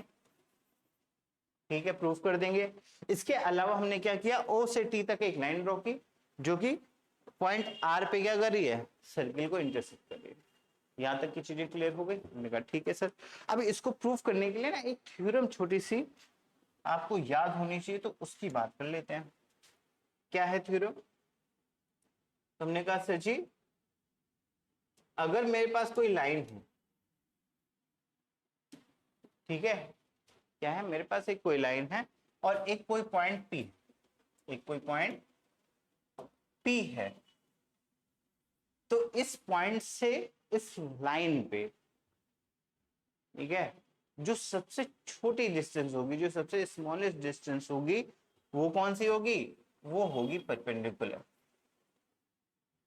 To the point. जैसे अगर मैं इस पॉइंट पी से एक परपेंडिकुलर लाइन ड्रॉ करूं तो यही शॉर्टेस्ट डिस्टेंस होगी इस लाइन से इस पॉइंट पी की। ठीक है, ये एक थ्योरम है, याद रखना। अब इसको ऐसे प्रैक्टिकली देखना चाहो तो देखो, जैसे इधर गए या इधर गए या इधर गए या हल्का सा भी इस साइड गए, यहां से भी हल्का सा इधर गए, तो आप यहाँ पे ऑब्जर्व कर पा रहे होगे कि भैया ये जो लेंथ है इससे तो छोटी है, इससे भी छोटी, इससे भी छोटी, इससे भी छोटी, इससे भी छोटी। तो हम यहाँ पे ऑब्जर्व करके ये बता सकते हैं कि जो पॉइंट पी है उस इस लाइन से पी की जो शॉर्टेस्ट डिस्टेंस होगी वो इस पॉइंट से इस लाइन पे डाली गई परपेंडिकुलर जो लंब होगा वही होगी। ठीक है, ये हमेशा याद रखिएगा कि किसी भी लाइन में, किसी भी रेखा में, कोई भी रेखा हो उससे किसी पॉइंट पी की जो सबसे छोटी, जो शॉर्टेस्ट डिस्टेंस होती है उस पॉइंट पी से उस लाइन पे डाली गई परपेंडिकुलर होती है। ठीक है, इसके अलावा अगर कोई भी लाइन ड्रॉ करोगे वो ऑब्वियस सी बात है शॉर्टेस्ट डिस्टेंस नहीं होगी। ये एक थ्योरम है। ठीक है, और इसी का यूज करके हम इस क्वेश्चन को सॉल्व करेंगे। ठीक है, आ जाओ यहाँ पे। तो मैंने क्या किया, मैंने सबसे पहले ये सर्कल ड्रॉ किया, उसमें एक स्पर्शरेखा ड्रॉ कर दी और एक ओ और ओटी ड्रॉ कर लिया। अब हमने क्या कहा कि हमने सर यहाँ पे हम ऑब्जर्व कर रहे हैं कि जो ओटी है हमारा ओ आर के इक्वल है। ठीक है, और एक चीज, जो ओ आर है वो किसके इक्वल है, ओपी के है। और यहाँ पे एक चीज और है, क्या, सिद्ध कीजिए वृत्त के किसी बिंदु पर स्पर्शरेखा। अब वृत्त पे अगर कोई बिंदु है तो ना वो वृत्त के अंदर होगा ना बाहर ही होगा, उस वृत्त के परिमाप में ही तो होगा, यानी यही इसकी शॉर्टेस्ट डिस्टेंस होगी ओपी। ओपी क्या होगी, ओपी इज, यही रेडियस है और यही जो है आपकी क्या होगी, ओपी इज ए शॉर्टेस्ट, सबसे छोटी दूरी होगी। ठीक है, शॉर्टेस्ट डिस्टेंस होगी, शॉर्टेस्ट डिस्टेंस होगी। वैसे आप यहाँ पे ये चीज लिखेंगे कि रिक्वायरमेंट नहीं है, यहाँ पे सीधा थ्योरम डाल दीजिएगा जो मैंने इसे पढ़ाया। मैंने कहा sir OT greater than O R, OT is a greater than O R. ठीक है, O R equal to OP है तो ओटी क्या है, ग्रेटर देन आपका क्या होगा, ओपी क्या होगा। अब यहाँ पे आप एक स्टेटमेंट डालोगे क्या कि ओटी अगर ओपी से ज्यादा है, ये एक लाइन है, सेंटर पॉइंट ओ है और ओ से अगर मैं इस लाइन पे जो सबसे शॉर्टेस्ट डिस्टेंस की बात करूं तो शॉर्टेस्ट डिस्टेंस ओपी होगी, तो OP is the shortest distance. Clear, इससे बड़ा तो हो नहीं सकता, बड़ा होगा तो स्पर्श बिंदु की ही तो बात कर रहा है। ठीक है, अच्छा जी, तो अगर ओपी हमारा क्या है, शॉर्टेस्ट डिस्टेंस है, तो वो शॉर्टेस्ट डिस्टेंस क्या होगी, इस लाइन के परपेंडिकुलर होगी, जो कि हमारा इससे पहला वाला जो स्टेटमेंट क्या कह रहा कि किसी रेखा पर किसी पॉइंट से, ठीक है, किसी रेखा पर किसी पॉइंट से जो शॉर्टेस्ट डिस्टेंस होती है, जो सबसे छोटी दूरी होती है, वो कौन सी होगी, जो पॉइंट पी के परपेंडिकुलर एक लाइन ड्रॉ करेंगे, यानी ये लाइन जो परपेंडिकुलर होगी वही इसकी शॉर्टेस्ट डिस्टेंस होगी। और इसी के थ्रू हम यहाँ पे कह सकते हैं OP is the shortest distance of the line A B, so that क्या प्रूफ हुआ कि भैया ओपी जो है परपेंडिकुलर हो जाएगा किसके, ए बी के। क्यों होगा समझ में आया, यहां स्टेटमेंट आप डाल देंगे because OP is the shortest distance of a point O with the line A B.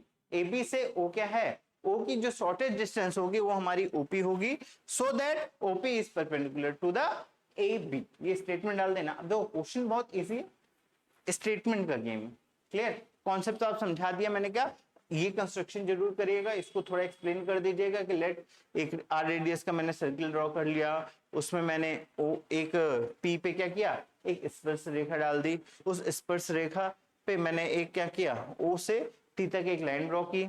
मैंने यहाँ देखा कि ओटी और ओ आर में रिलेशन, तो OT is greater than O R, और हमने क्या पाया कि ओ आर तो रेडियस है, तो O R equal to OP, O R equal to OP जो कि रेडियस है, तो यहां से हम ये कंक्लूड किया कि भैया ओटी ओपी से भी बड़ा होगा, है ना।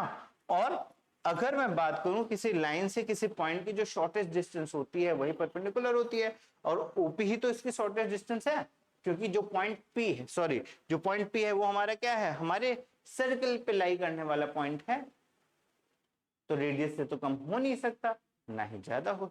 रेडियस से कम जो है नहीं हो सकता, तो ये इसकी शॉर्टेज डिस्टेंस है सेंटर से। अगर सेंटर से शॉर्टेज डिस्टेंस है तो अकॉर्डिंग टू द थ्योरम वही शॉर्टेज डिस्टेंस, कौन सी शॉर्टेज डिस्टेंस होगी?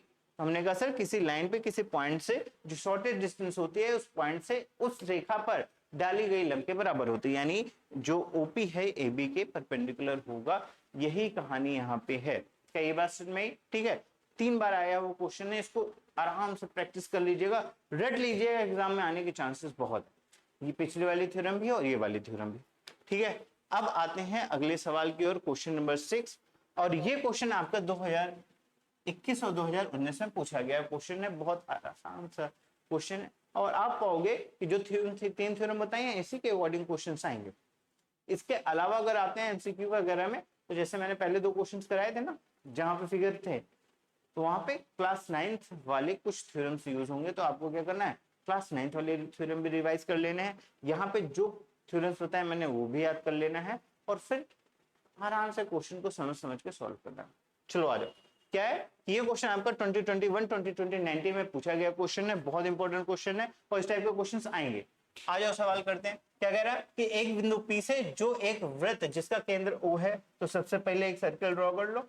मैंने कहा सर जी ये रहा हमारा एक वृत्त जिसका सेंटर जो है हमारा क्या दे रखा है, ओ दे रखा है। ठीक है, से 10 मीटर दूरी पर है एक बिंदु पी जो सेंटर से क्या कह रहा, 10 सेंटीमीटर दूरी पे। कितना? 10 सेंटीमीटर दूरी पे है, तो यहां से एक लाइन ड्रॉ कर ली जिसकी डिस्टेंस दे रखा है 10 सेंटीमीटर। हमने कहा सर गिवन में ओ और पी दे रखा कितना, 10 सेंटीमीटर। बहुत ठीक है। फिर वृत्त पर स्पर्श रेखा की लंबाई 8 सेंटीमीटर है, तो यहाँ इस पॉइंट से मैंने एक स्पर्श रेखा ड्रॉ की है। ये तो गड़बड़ हो गई। चलो आ जाओ। मैंने कहा सर इस पॉइंट पी से मैंने क्या किया, वृत्त पे एक स्पर्श रेखा ड्रॉ की। इसका कलर चेंज कर लेते हैं, ये रहा। ठीक है, अच्छा जी, इस स्पर्श रेखा की लंबाई गिवन है कितना, 8 सेंटीमीटर। तो यहां से ये मैंने रेडियस ड्रॉ कर ली, और यहां से यहां तक की डिस्टेंस दे रखी 8 सेंटीमीटर, ये 10 सेंटीमीटर है भाई। चलो आ जाओ। नेक्स्ट क्या कह रहा कि वृत्त की त्रिज्या ज्ञात कीजिए, हमको रेडियस फाइंड करना है r। है ये तो 1 नंबर 2 नंबर का प्यारा सा क्वेश्चन होगा, है ना। वहां पे एमसीक्यू में 1 नंबर में आया था, यहाँ पे 2 नंबर में आया। कैसे करेंगे? Same process. हमने कहा सर अगर ये टेंजेंट है और रेडियस है तो इनके बीच में क्या होगा, ये दोनों एक दूसरे के परपेंडिकुलर होंगे अकॉर्डिंग टू द थ्योरम 1। और ये अगर एक दूसरे के परपेंडिकुलर हुए तो ट्रायंगल ओ, लेट मान लो ए, ओ ए पी में, इन ट्रायंगल ओ ए और पी, ओ ए पी में हमने पाया कि ये एक राइट एंगल ट्रायंगल है, और राइट एंगल ट्रायंगल है, ठीक है। अगर ये राइट एंगल ट्रायंगल है तो 90 डिग्री के सामने हाइपोटेनस है। हमने कहा sir Pythagoras theorem according to the Pythagoras theorem hypotenuse का स्क्वायर इक्वल टू परपेंडिकुलर का स्क्वायर प्लस बेस का स्क्वायर। हाइपोटेनस तो क्लियर है कितना, 10, तो हमने कहा सर 10 का स्क्वायर इक्वल टू, अभी देखो वैसे परपेंडिकुलर और आपका जो बेस होता है ये दोनों इंटरचेंज हो सकते हैं अकॉर्डिंग टू द कौन सा एंगल हम लेते हैं। अगर मैं ये वाला एंगल ले लूं तो ये आपका क्या हो जाएगा, बेस हो जाएगा, ये आपका परपेंडिकुलर हो जाएगा। तो हमने कहा सर यानी r का स्क्वायर प्लस कितना, 8 का स्क्वायर। सिंपल सी कहानी, ये हो जाएगा 100 माइनस 64 इक्वल टू r का स्क्वायर, प्लस में तो इधर माइनस में आ जाएगा, 64 36, तो r की वैल्यू आ जाएगी 6 सेंटीमीटर। 6 सेंटीमीटर है, मीटर में नहीं है, यूनिट का विशेष ध्यान रखें। क्लियर? तो ये हो गया आंसर। देखो 2 नंबर का क्वेश्चन है, कितना प्यारा सा क्वेश्चन है। आपको बस क्या करना है, इस फिगर को ड्रॉ जरूर करना है, और उसके अलावा इस चीज को जरूर करना है। और प्रॉपर लिख दीजिए in triangle this according to the Pythagoras theorem, हमने लगा दिया, रेडियस निकाल ली। तो इस टाइप से क्वेश्चन सॉल्व होगा, और 2 नंबर का क्वेश्चन है ये। ठीक है, जो कितना आसान सा क्वेश्चन है। अब चलते हैं अगले सवाल की ओर, क्वेश्चन नंबर 7। और सकेंद्रीय वृत्तों वाले क्वेश्चंस भी आते हैं, दिमाग में रखना। क्या कह रहा कि भैया अब देखो ये क्वेश्चन आया भी 2020 में, ये क्वेश्चन आया हुआ क्वेश्चन है। क्या कह रहा कि भैया 2 सकेंद्रीय वृत्तों की त्रिज्या 5 और 3 सेंटीमीटर है। तो पहले 2 सकेंद्रीय वृत्त खींच लेते हैं। ठीक है, तो ये हमारा पहला केंद्र है, पहला वृत्त है, और एक वृत्त और ड्रॉ करना है, यहाँ पे हम ये वृत्त ड्रॉ कर लेते हैं, ठीक है, इसका कलर चेंज कर लेते हैं रेड, ठीक है।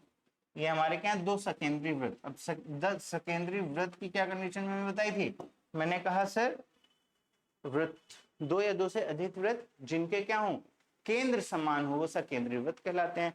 तो इन दोनों सर्किल के जो केंद्र हैं वो सेंटर क्या है, एक है, तो एक कोसेंट्रिक सर्किल हो गए। हमने कहा ठीक है सर, इनके रेडियस गिवन है 5 और 3, तो ऑब्वियस से बात है बड़े वाली ये 5 हो जाएगी और ये छोटी वाली जो है हमारी 3 हो जाएगी। अच्छा जी, बड़े वृत्त की उस जीवा की लंबाई ज्ञात कीजिए जो छोटे वृत्त के लिए स्पर्श रेखा है। कह रहा कि उस जीवा की लंबाई ज्ञात करनी है जो क्या है, छोटे वाले के लिए स्पर्श रेखा। छोटे वाले के लिए क्या है, स्पर्श रेखा है। ठीक है सर, सॉल्व करते हैं, क्या कहानी है। फिर से आ जाओ एक बार, थोड़ा अच्छे से लाइन ड्रॉ कर लेते हैं। यही है स्पर्श रेखा भाई, है ना। इसको ब्लू कर लेते हैं, ब्लू दिखेगा नहीं आप, चलो आ जाओ, यहाँ आ जाओ। मैंने कहा क्वेश्चन क्या कह रहा कि भैया the radii of a two concentric circle 5 and 3 और find the length of the chord of the larger circle which touches the smaller circle. ये हमारे दो concentric सर्किल है, रेडियस 3 और 5 है। हमें उस कॉर्ड की जो है लेंथ ड्रॉ बतानी है जो कि छोटे वाले ट्रायंगल से, छोटे वाले सर्किल के क्या हो, आपके जो छोटा वाला सर्किल है उसकी स्पर्श रेखा हो, यानी टेंजेंट हो छोटे वाले सर्किल पे। हमने कहा ठीक है सर, सॉल्व कर लेंगे। अब आ जाते हैं क्वेश्चन को सॉल्व करने पे। क्या कह रहा, तो हमने कहा सर जी एक चीज समझिएगा, अगर छोटा वाला ट्रायंगल है, सॉरी छोटा वाला सर्किल है, हमने कहा सर जी एक सर्किल है, ठीक है, और इस पे कोई टेंजेंट ड्रॉ करूं तो ये जो टेंजेंट होगा रेडियस से क्या होगा, 90 डिग्री होगा। हमने कहा ठीक है सर जी, अगर ये 90 डिग्री होगा तो ये हो गया 90 डिग्री। क्लियर, ठीक है। क्या फायदा हुआ इस बात को समझते हैं। अगर ये 90 डिग्री है तो हमने एक थ्योरम और पढ़ी थी, क्या थ्योरम थी उसकी बात कर लेते हैं, ठीक है। हमने कहा सर जी अगर मेरे पास कोई एक सर्किल है, ठीक है, और उसमें कोई एक जीवा है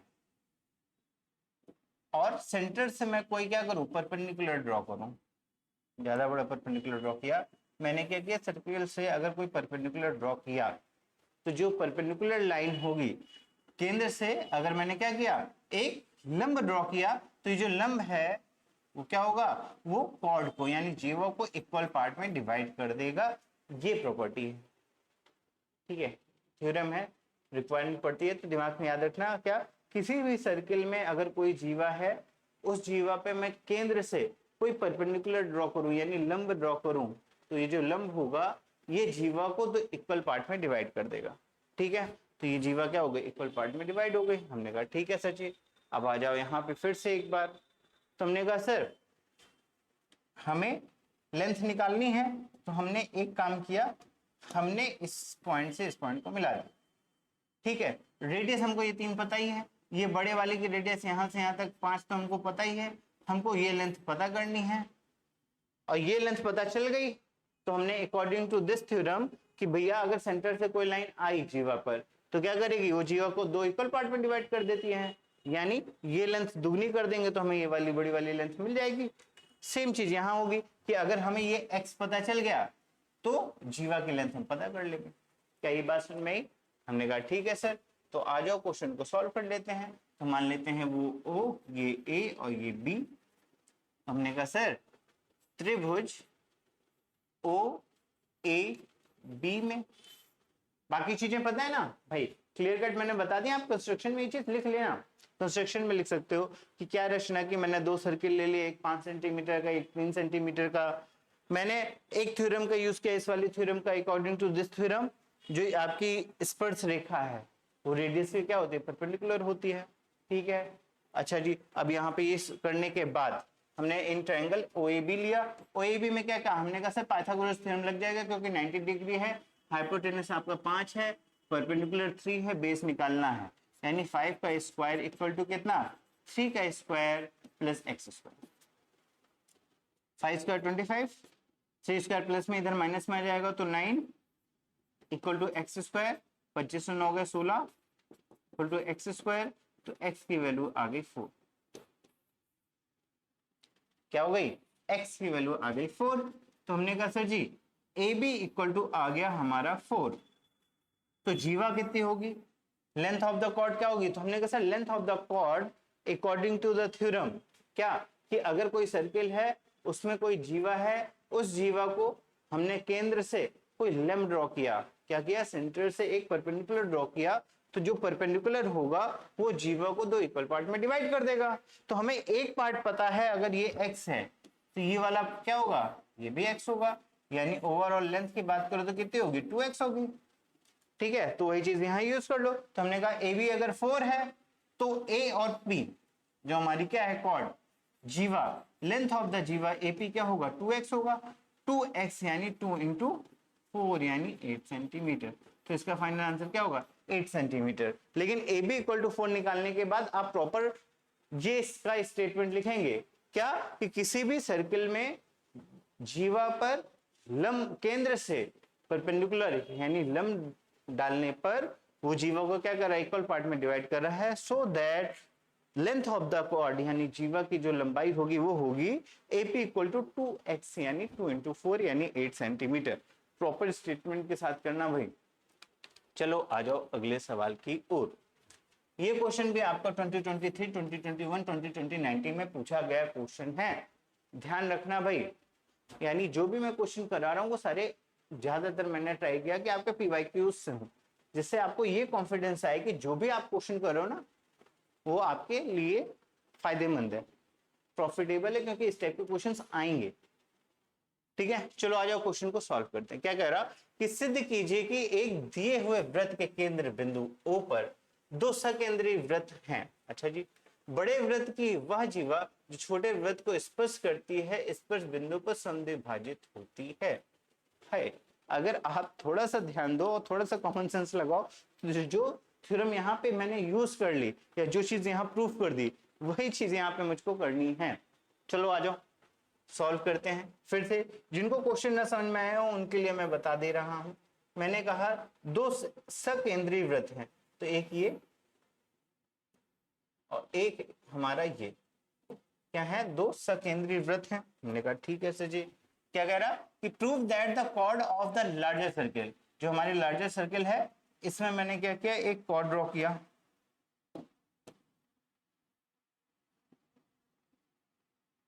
कलर चेंज कर लेता हूं। कॉर्ड है भाई, यहां तक की डिस्टेंस लेना, ठीक है। मान लो ए और ये बी। क्या कह रहा कि prove that the chord of the larger circle which touches the smaller circle is bisect the point of contact. ये क्या कर रहा? पॉइंट ऑफ कॉन्टेक्ट में बाइसेक्ट कर रहा है, तो ये सेंटर मान लो ओ। हमको प्रूफ करना है कि पी ए पी बी के बराबर है, पी ए जो है पी बी के बराबर है। और अभी इससे रिलेटेड क्वेश्चन करा हुआ है हमने। अगर किसी ने वो क्वेश्चन ऐसे से समझा होगा तो ये क्वेश्चन मुझे नहीं लगता कि प्रॉब्लम होगी। बस यहाँ पे गेम क्या हो जाएगा कि वहां पे नंबर्स थे तो हम कैलकुलेट कर पा रहे थे, यहाँ पे हमें चीजों को प्रूफ करना है। तो आज चलो करते हैं कैसे क्या होगा। तो हमने कहा सर आपने दो थ्योरम्स बताई, उन दोनों थ्योरम का यूज कर लेंगे। पहली थ्योरम क्या थी? फिर से एक बार बता दे रहा हूं कि अगर मेरे पास कोई सर्किल है और उसमें कोई स्पर्श रेखा यानी टेंजेंट ड्रॉ करता हूं तो रेडियस और टेंजेंट के बीच में क्या होगा? परपेंडिकुलर होगा। ठीक है, मैंने अगर सेंटर से सॉरी किसी भी सर्किल में रेडियस और टेंजेंट एक दूसरे क्या होते हैं? परपेंडिकुलर होते हैं। ये थ्योरम है। दूसरे थ्योरम इस चैप्टर में जो इस क्वेश्चन में जो यूज होगी वो ये कि भैया अगर मेरे पास कोई सर्किल है और उसमें कोई जीवा है, ठीक है, और मैं क्या करूं? मैं सेंटर से कोई लाइन ड्रॉ करूंगा, केंद्र से एक अगर लंब ड्रॉ करता हूं तो ये जो लंब होगा ये क्या करेगा? जीवा को दो इक्वल पार्ट में डिवाइड करेगा। ठीक है, ये हमारी दूसरी प्रॉपर्टी है, दूसरी थ्योरम जो हम जिसका यूज हम यहाँ पे करेंगे। तो हमने कहा sir P A equal to P B हमको क्या करना है? प्रूफ करना है। ठीक है, क्या प्रूफ करना है? P equal to P B. क्या दिया है यहाँ पे आप लिख देना ऊपर भैया कि क्या प्रूफ करना है, सिद्ध करना है। क्या दिया है? क्या दिया है भाई? हमने कहा सर दिया है कि आपका O is the centre of the circle, O क्या है, दोनों सेंटर्स का केंद्र है, ठीक है। ए बी जीवा है हमारी, ए बी जो है जीवा है, कौन से, बड़े वाले सर्किल की, ठीक है। और टेंजेंट है किसकी, स्मॉलर सर्किल की। तो सर्किल का नेम लिख सकते हो, इसको मान लो C1, इसको मान लो C2। तो जीवा है किसके लिए, हमने कहा सर C2 के लिए, और टेंजेंट है किसके लिए, स्पर्श रेखा है किसके लिए, C1 के लिए। यहां लिख देना आराम से, ठीक है। ओपी हमारी रेडियस है, ओपी हमारी क्या है, रेडियस है यानी त्रिज्या है, ये भी चीज आप लिख दीजिएगा, क्लियर। अच्छा जी, इसके बाद हमको प्रूफ क्या करना है, क्या प्रूफ करना है, तो हमने कहा सर जी हमको प्रूफ करना है AP equal to PB, AP equal to PB हमको प्रूफ करना है, सिद्ध करना है, जो कि हम यहाँ पे लिख चुके। अब चलते हैं कि कैसे प्रूफ करना है, ठीक है। तो हमने कहा सर जी सबसे पहले हम लेंगे सर्किल C1, इन सर्किल क्या, वृत्त, कौन सा वृत्त, तो हमने कहा वृत्त C1 में, वृत्त C1 में क्या पाया मैंने कि OP is perpendicular AB, because, क्यों, क्योंकि भैया OP क्या है, हमारी त्रिज्या है, और त्रिज्या क्या है रही है, AB हमारा स्पर्श रेखा है। तो यहाँ पे स्टेटमेंट डालोगे according to the first theorem कि भैया OP इज ए त्रिज्या, AB क्या है हमारा स्पर्श रेखा, और इन दोनों के बीच में जो होता है क्या होता है, राइट एंगल ट्रायंगल होता है, यानी ये एक दूसरे के क्या होंगे, परपेंडिकुलर होंगे, सिंपल सी कहानी है। ये आप स्टेटमेंट में यहाँ डाल दीजिएगा, ठीक है, मैंने बता दिया according to the first theorem, theorem first, ठीक है, ये प्रथम प्रमेय के अनुसार, क्लियर। आ जाओ नेक्स्ट क्या कह रहा, हमने कहा कि सर जी C1 ले लिया, वृत्त C2 उठाओ, सेकेंड वृत्त में, बड़े वाले वृत्त में। तो हमने कहा सर AB हमारी जीवा है, AB अगर जीवा है तो according to the this theorem, यहां स्टेटमेंट प्रॉपर डालना, क्या स्टेटमेंट होगा कि किसी, क्या है, किसी वृत्त में केंद्र, केंद्र से जीवा पर क्या है, डाला गया लंब, ठीक है, स्पेस कम है, हमने कहा सर जी डाला गया लंब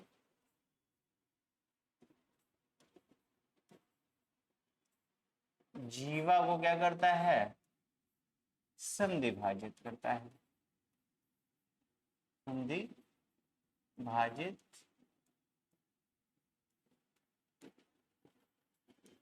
करता है, ठीक है।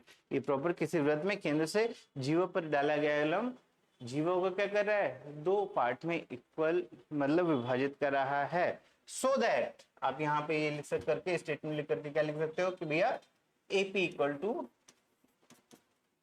पीबी होगा, हेंस प्रूफ इति सिद्धम, बात खत्म, बात समझ में, क्लियर है, इजी सा पार्ट है, कोई टफ नहीं है, हमें दो थ्योरम्स का यूज करना है। हाँ, इन दोनों थ्योरम के स्टेटमेंट प्रॉपर लिख दोगे सॉल्व हो जाएगा, कोई इशू नहीं है, ठीक है। चलो आ जाते हैं, बात समझ में, बहुत प्यारा सा काम है।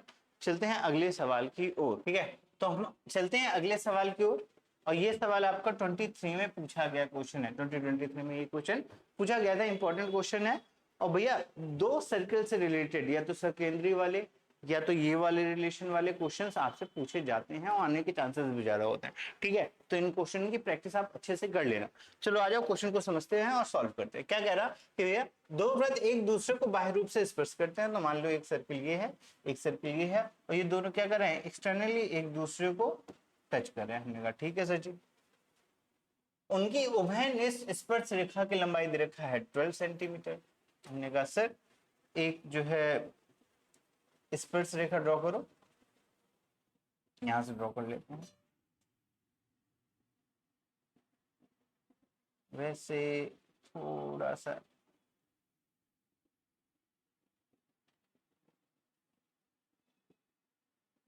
ठीक है, डन। हमने कहा सर ये दोनों पे एक उभयनिष्ठ स्पर्श रेखा मैंने ड्रॉ कर ली, ठीक है। इसको पॉइंट मान लेते हैं ए और ये पॉइंट मान लेते हैं बी। ठीक है, इनके केंद्रों के बीच की दूरी दे रखा है, न केंद्र भी मिला दो, ये हमारे केंद्र क्या है, हो गए। ठीक है जी। अच्छा जी, मान लो ये ओ है, कट करते हैं, ये आ गया, ये हम मान लेते हैं ओ है, ये ओ डैश है। ठीक है। अच्छा जी, इनके उभयनिष्ठ स्पर्श रेखाओं की लंबाई दे रखा है 12 सेंटीमीटर, यानी ए बी की डिस्टेंस दे रखा है 12 सेंटीमीटर, और उनके केंद्रों के बीच की दूरी दे रखा है 13 सेंटीमीटर, यानी ओ ओ डैश, ओ ओ डैश दे रखा है कितना, 13 सेंटीमीटर। ठीक है, उनके केंद्रों के बीच की दूरी, the distance between their centres 13 centimetre. Radii हमको फाइंड करनी है, तो हम लेट कर लेते हैं बड़े वाले ट्रायंगल, बड़े वाले सर्किल की रेडियस आर और स्मॉल वाले की स्मॉल आर है। ठीक है, हमने कहा सर जी लेट किया है, ये एक हमारी रेडियस हो गई, कलर चेंज कर लेते हैं रेड। ठीक है, और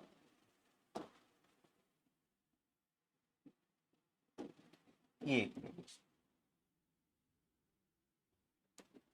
ठीक है, ए और बी की डिस्टेंस दे रखा है, ए और बी की डिस्टेंस, ए बी की डिस्टेंस कितनी है, हमने कहा सर ए बी की डिस्टेंस 12 सेंटीमीटर, ये हमारा 12 सेंटीमीटर है। ओ ओ डैश की डिस्टेंस दे रखा है कितना, हमने सर 30 सेंटीमीटर। अब क्या करना है, ये सिंपल सा क्वेश्चन है, क्या करना है जब भी इस टाइप का क्वेश्चन आएगा, सिंपल सा यहाँ आ जाओ। हमने कहा सर हमें ये पता है कि किसी सर्कल में जो टेंजेंट होती है वो एक दूसरे परपेंडिकुलर होता है, यानी ये 90 होगा। सेम में ये सर्कल में ये टेंजेंट है तो ये भी 90 डिग्री होगा। हमने कहा ठीक है सर, अब क्या करना है, तो हमने कहा एक काम कर लो, ये रेडियस आर है, ये स्मॉल आर है, यहां से मैं एक परपेंडिकुलर ड्रॉ कर दूं। अब देखो फायदा क्या होगा, जैसे इस पॉइंट से मैं एक परपेंडिकुलर ड्रॉ करूंगा यहां, तो एक रिलेशन मिलेगा। मैंने कहा सर जी एक बात बताओ, ये डिस्टेंस यहाँ से यहाँ तक तो स्मॉल आर हो जाएगी, तो ये जो छोटी वाली डिस्टेंस है वो कितनी होगी, तो ये डिस्टेंस ओ आर, मैं बता दे रहा हूँ, ओ इसको मान लो एम, या पी तो है नहीं, पी पी मान लेते हैं। तो हमने कहा sir ji OP, OP equal to हो जाएगा R minus small R. Simple सी कहानी है भाई, ज्यादा टफ टास्किंग नहीं है। हमने कहा सर जी ओ और पी की बात कर लो, तो OP equal to R minus R हो जाएगा, क्योंकि ये बड़ी रेडियस आर है, ये स्मॉल है, तो आर माइनस आर हो जाएगा, ये क्या हो गया, आर माइनस आर हो गया।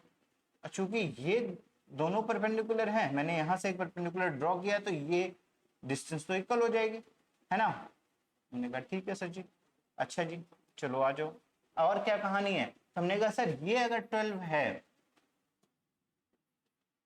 देखो आसान आसान से कॉन्सेप्ट है, अगर मैंने ये परपेंडिकुलर ड्रॉ किया है तो 90 डिग्री हो गया, ये 90 था ही तो ये भी 90 होगा। तो इन दिस केस अगर आपको दिमाग में आए कहानी, ठीक है, कलर चेंज कर रहा हूँ, हाँ, मैंने कहा सर जी ये मुझको एक क्या दिख रहा है, ये मुझको एक रेक्टेंगल दिख रहा है।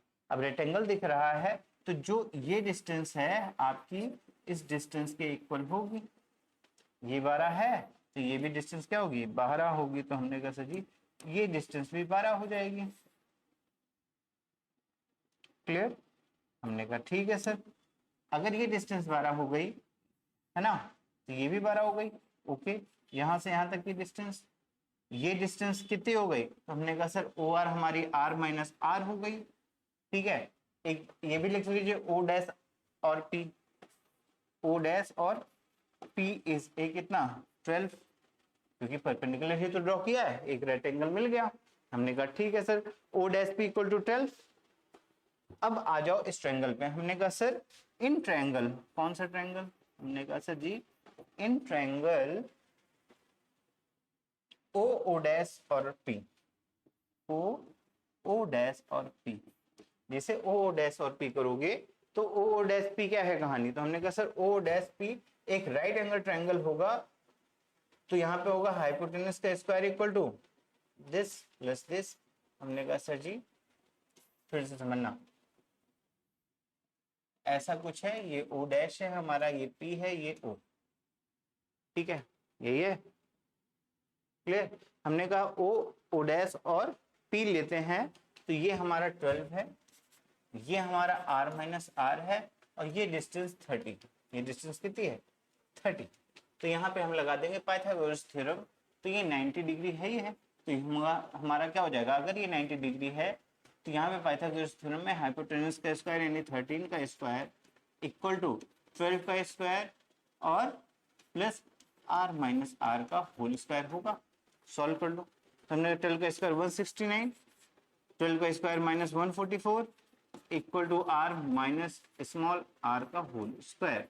ठीक है, ये हो जाएगा 9 में से 4 गए 5, जैसे 25 हो जाएगा सीधा सीधा 5, 6 में से 4 गया 2, 25। ठीक है, रूट लगा दो तो ये हो जाएगा r माइनस r। ठीक है, तो r minus r equal to आ जाएगा कितना, हमने कहा सर 5। ये एक इक्वेशन मिल गई। ठीक है सर, अब हमने एक इक्वेशन अभी लिखी थी, नहीं लिखी थी तो थोड़ा इसकी भी समझ लेते हैं। हमने कहा सर जी अगर दो ट्रायंगल, यहीं पे समझना, मैंने कहा अगर मेरे पास दो कोई सर्किल है जो एक्सटर्नली एक दूसरे को टच करते हैं तो उनके सेंटर की जो बीच की डिस्टेंस होती है ओ डैश, वो किसके बराबर होगी, आर और स्मॉल आर के प्लस के बराबर, यानी R plus small R equal to O dash के बराबर होगा। इस चीज को भी ध्यान रखना, ये छोटा सा कॉन्सेप्ट है, अक्सर यूज होगा। जब एक्सटर्नली टच करेगा तो R plus R equal to O dash, और इंटरनली होगा तो O R minus R equal to O dash होगा। चलो आ जाओ, यहाँ पे R minus R equal to 5, हमने कहा ठीक है सर जी। और यहां से हमें क्या मिल गया, आर प्लस आर, और इनके बीच की डिस्टेंस हमें पता थी कितनी, ओ और ओ डैश दे रखा 13, तो R plus R equal to 13। दो इक्वेशन दो अननोन, हमने कहा सर इक्वेशन 1 और इक्वेशन 2 को क्या करो, ऐड कर दो, दोनों समीकरणों क्या करने पे, जोड़ने पे। तो आ जाओ यहीं पे कर लेते हैं जल्दी से। तो हमने कहा सर इक्वेशन, ये r माइनस आर है, ये हो जाएगा r plus R equal to 13, और दोनों को ऐड कर दिया तो r minus minus R plus R कर जाएगा, r r 2r equal to 5 3 18, 13 5 18, r की वैल्यू यहां से आ जाएगी कितना, 18/2 यानी 9। अगर r 9 है तो स्मॉल r कितना होगा, तो हमने कहा small r equal to 13 minus 9, यानी स्मॉल r की वैल्यू हो जाएगी। ठीक है, समझ में आया? एक प्यारा सा क्वेश्चन है, 3 to 4 मार्क्स में पूछ सकता है, ये इसका तरीका है। और इसमें जो सबसे इंपॉर्टेंट चीज है, ये फिगर, अगर ये वाला पार्ट आप सही से बनाओगे और समझोगे देन क्वेश्चन टफ नहीं है। लेकिन अगर इसको बनाने में आपने आलस किया और कुछ गड़बड़ की तो क्वेश्चन गलत होने के चांसेस बहुत ज्यादा हैं। ठीक है, तो इस टाइप के क्वेश्चन आप लोग अच्छे से प्रैक्टिस कर लेना। अब चलते हैं अगले सवाल की ओर। इसमें आंसर क्या है, स्मॉल ट्रायंगल की रेडियस 4 और बड़े वाले ट्रायंगल की रेडियस 9 है। क्लियर? अब आ जाते हैं अगले सवाल की ओर। ये सवाल आपको 2023 में पूछा गया था क्वेश्चन, क्या देख लेते हैं। कह रहा है एक वृत्त की त्रिज्या 5 और एक बिंदु P, ठीक है, यदि एक वृत्त की त्रिज्या 5 सेंटीमीटर है और एक बिंदु P केंद्र O से 13 सेंटीमीटर की दूरी पे है, तो P से वृत्त पर खींची जा सकने वाली स्पर्शरेखा हो गया। आपको ये तो हमने कहा सर आसान सा सवाल है, और इस टाइप के क्वेश्चन अभी हमने इससे पहले भी कई बार किए। क्वेश्चन वही है, क्या है, एक सर्किल है जिसकी रेडियस गिवन है, कितनी गिवन है, 5। कह रहा कि भैया इससे, फिर से एक बार, एक पॉइंट P है, हमने कहा सर पॉइंट P है, ठीक है, P से वृत्त किस पे खींची जा सकने वाली स्पर्शरेखा की संख्या बताइए तथा उसकी लंबाई ज्ञात कीजिए। हमने कहा सर यदि एक वृत्त की त्रिज्या 5 है और इस बिंदु से O से 13 सेंटीमीटर, O से P की डिस्टेंस दे रखी है 13, ये दे रखा है 5, और पूछा कितनी स्पर्शरेखा खींच सकती है, उनकी लेंथ क्या होगी। तो हमने देखो पहली बात तो किसी बाह्य बिंदु से, अगर सिंगल बिंदु है और एक सर्किल है तो उसमें कितनी स्पर्शरेखाएं जा सकती हैं, 2। ठीक है, 2 से अधिक स्पर्शरेखाएं मैं ड्रॉ नहीं कर सकता हूं पॉइंट P से। ठीक है, एक तो थ्योरम ये हो गई, तो कितनी रेखाएं हो सकती हैं, कितनी स्पर्शरेखाएं हो सकती है, 2। हमने कहा ठीक है सर, इसके अलावा पूछ रहा है कि भैया वो स्पर्शरेखा की लंबाई बता दो कितनी होगी। तो पहली बात, sorry third theorem, second theorem में बताया था क्या कि किसी भी बाह्य बिंदु से किसी सर्किल पर डाली गई स्पर्शरेखाओं की लंबाई बराबर होती है। तो यहाँ पे अगर मैं, सॉरी ये तो गलत हो गया, इस पॉइंट से यहाँ तक रफली ले लेते हैं, है ना। मान लो ये स्पर्श रेखा है, तो मैंने कहा इस स्पर्श रेखा और इस स्पर्श रेखा की लंबाई भी क्या होगी, इक्वल होगी।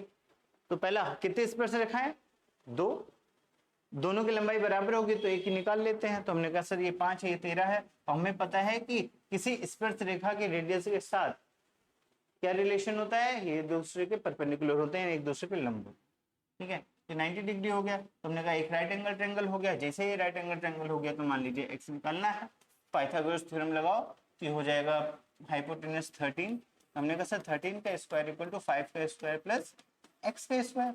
सॉल्व कर लो, 169 minus 25 equal to X square. ये हो जाएगा 144 इक्वल टू एक्स स्क्वायर और एक्स की वैल्यू आ जाएगी यहाँ से 12। क्लियर। और इसकी भी लंबाई क्या होगी 12। तो हमने कहा कि सर जी क्वेश्चन में 2 चीजें पूछी थी। पहला कि भैया स्पर्श रेखा find the number of tangents, तो कितने नंबर ऑफ टेंजेंट, हमने कहा 2, और इनकी लेंथ कितनी होगी, तो हमने कहा सर 12। क्लियर है। ये एक प्यारा सा क्वेश्चन है। देखो ज्यादातर सेम टाइप ऑफ क्वेश्चंस हैं क्योंकि यही आए हुए क्वेश्चंस हैं। वर्ड चेंज होगा पर कॉन्सेप्ट तुम्हारे यही 3 है जो थ्योरम पढ़ाई है मैंने उसी से रिलेटेड। इसके अलावा अगर आ गया तो आपका थोड़ा सा प्रीवियस मतलब क्लास 9th वाली जो थ्योरम्स हैं थोड़ी बहुत वो यूज में आ जाएंगे। ठीक है, तो अच्छे से रिवाइज कर लेना। ठीक है, तो ये रहा हमारा चैप्टर जहाँ पे हमने क्या किया, सारे कॉन्सेप्ट को अच्छे से समझ लिया। देखो ये आ गया है नवंबर। क्लियर। और लगभग सिलेबस कंप्लीट हो रखा है। शॉर्ट वीडियोस में आप जो भी टॉपिक्स आपके कवर नहीं है, आपको क्या करना है, उन शॉर्ट वीडियो से सबसे पहले इन टॉपिक को कवर करना है। ये इंपॉर्टेंट पार्ट है। अब जैसे ये सर्किल कंप्लीट हुआ तो आपको सर्किल आपने पढ़ा, शॉर्ट नोट एक बना लिए और इससे रिलेटेड क्वेश्चनों को सॉल्व कर लिया। ठीक है, जल्दी से इस ट्राई ये करेंगे कि 15 नवंबर तक आपका सारा सिलेबस हम कंप्लीट हम तो कर ही देंगे। आप भी अपने इसी के साथ साथ उस चीज को कंप्लीट कर लो। इससे फायदा क्या होगा कि जब आपका सिलेबस कंप्लीट हो जाएगा तब आप क्या कर सकते हो, तब आप PYQs लगा सकते हो, प्रैक्टिस कर सकते हो। लेकिन सबसे पहला टारगेट ये है कि सारे चैप्टर्स को अच्छे से पढ़ करके कंप्लीट करो। और उसका सबसे अच्छा तरीका क्या है कि भैया जितने भी शॉर्ट वीडियो हैं उनको आप देख। मैंने सारे शॉर्ट वीडियो अभी तक के चैप्टर के सारे डाल दिए हैं, उन जाकर के चैनल में चेकआउट करो। उन सारे वीडियोस को जो चैप्टर्स आपके अभी लग रहा है कि हाँ यार इसमें प्रॉब्लम है या इसमें कंफ्यूजन है, इसके कॉन्सेप्ट में प्रॉब्लम है, तो उन सारे कॉन्सेप्ट को अच्छे से समझ लो। पहला पार्ट यही है कि सारे कॉन्सेप्ट आपको अच्छे से आते हैं, तब आप जब PYQs लगाने जाओगे तो वहां पर प्रॉफिट है। अगर आपने कॉन्सेप्ट आधे अधूरे समझे हैं तो प्रॉब्लम यहाँ आएगी कि आपने PYQ क्वेश्चन उठाए, सॉल्व किए, अब कुछ क्वेश्चन हो रहे कुछ नहीं हो रहे, और जहां पे क्वेश्चन नहीं हुए आपके जो कॉन्फिडेंस लेवल है ना वो कम हो जाएगा। और इस टाइम पे अगर कॉन्फिडेंस गिरा तो भाई फिर रिकवरी करने का टाइम नहीं है आपके पास। बात समझ में ही। तो आपको अगर कॉन्फिडेंस चाहिए कि हाँ मैं क्वेश्चन कर रहा हूँ और वही बोर्ड में भी आ रहे हैं और अच्छे से हो रहा है, तो उसके लिए चाहिए कि आप सारे कॉन्सेप्ट को अच्छे से समझते चलो। क्लियर। आई होप यहाँ तक का वीडियो आपके लिए हेल्पफुल होगा आपके एग्जाम के लिए। मिलते हैं नेक्स्ट वीडियो में। जय हिंद।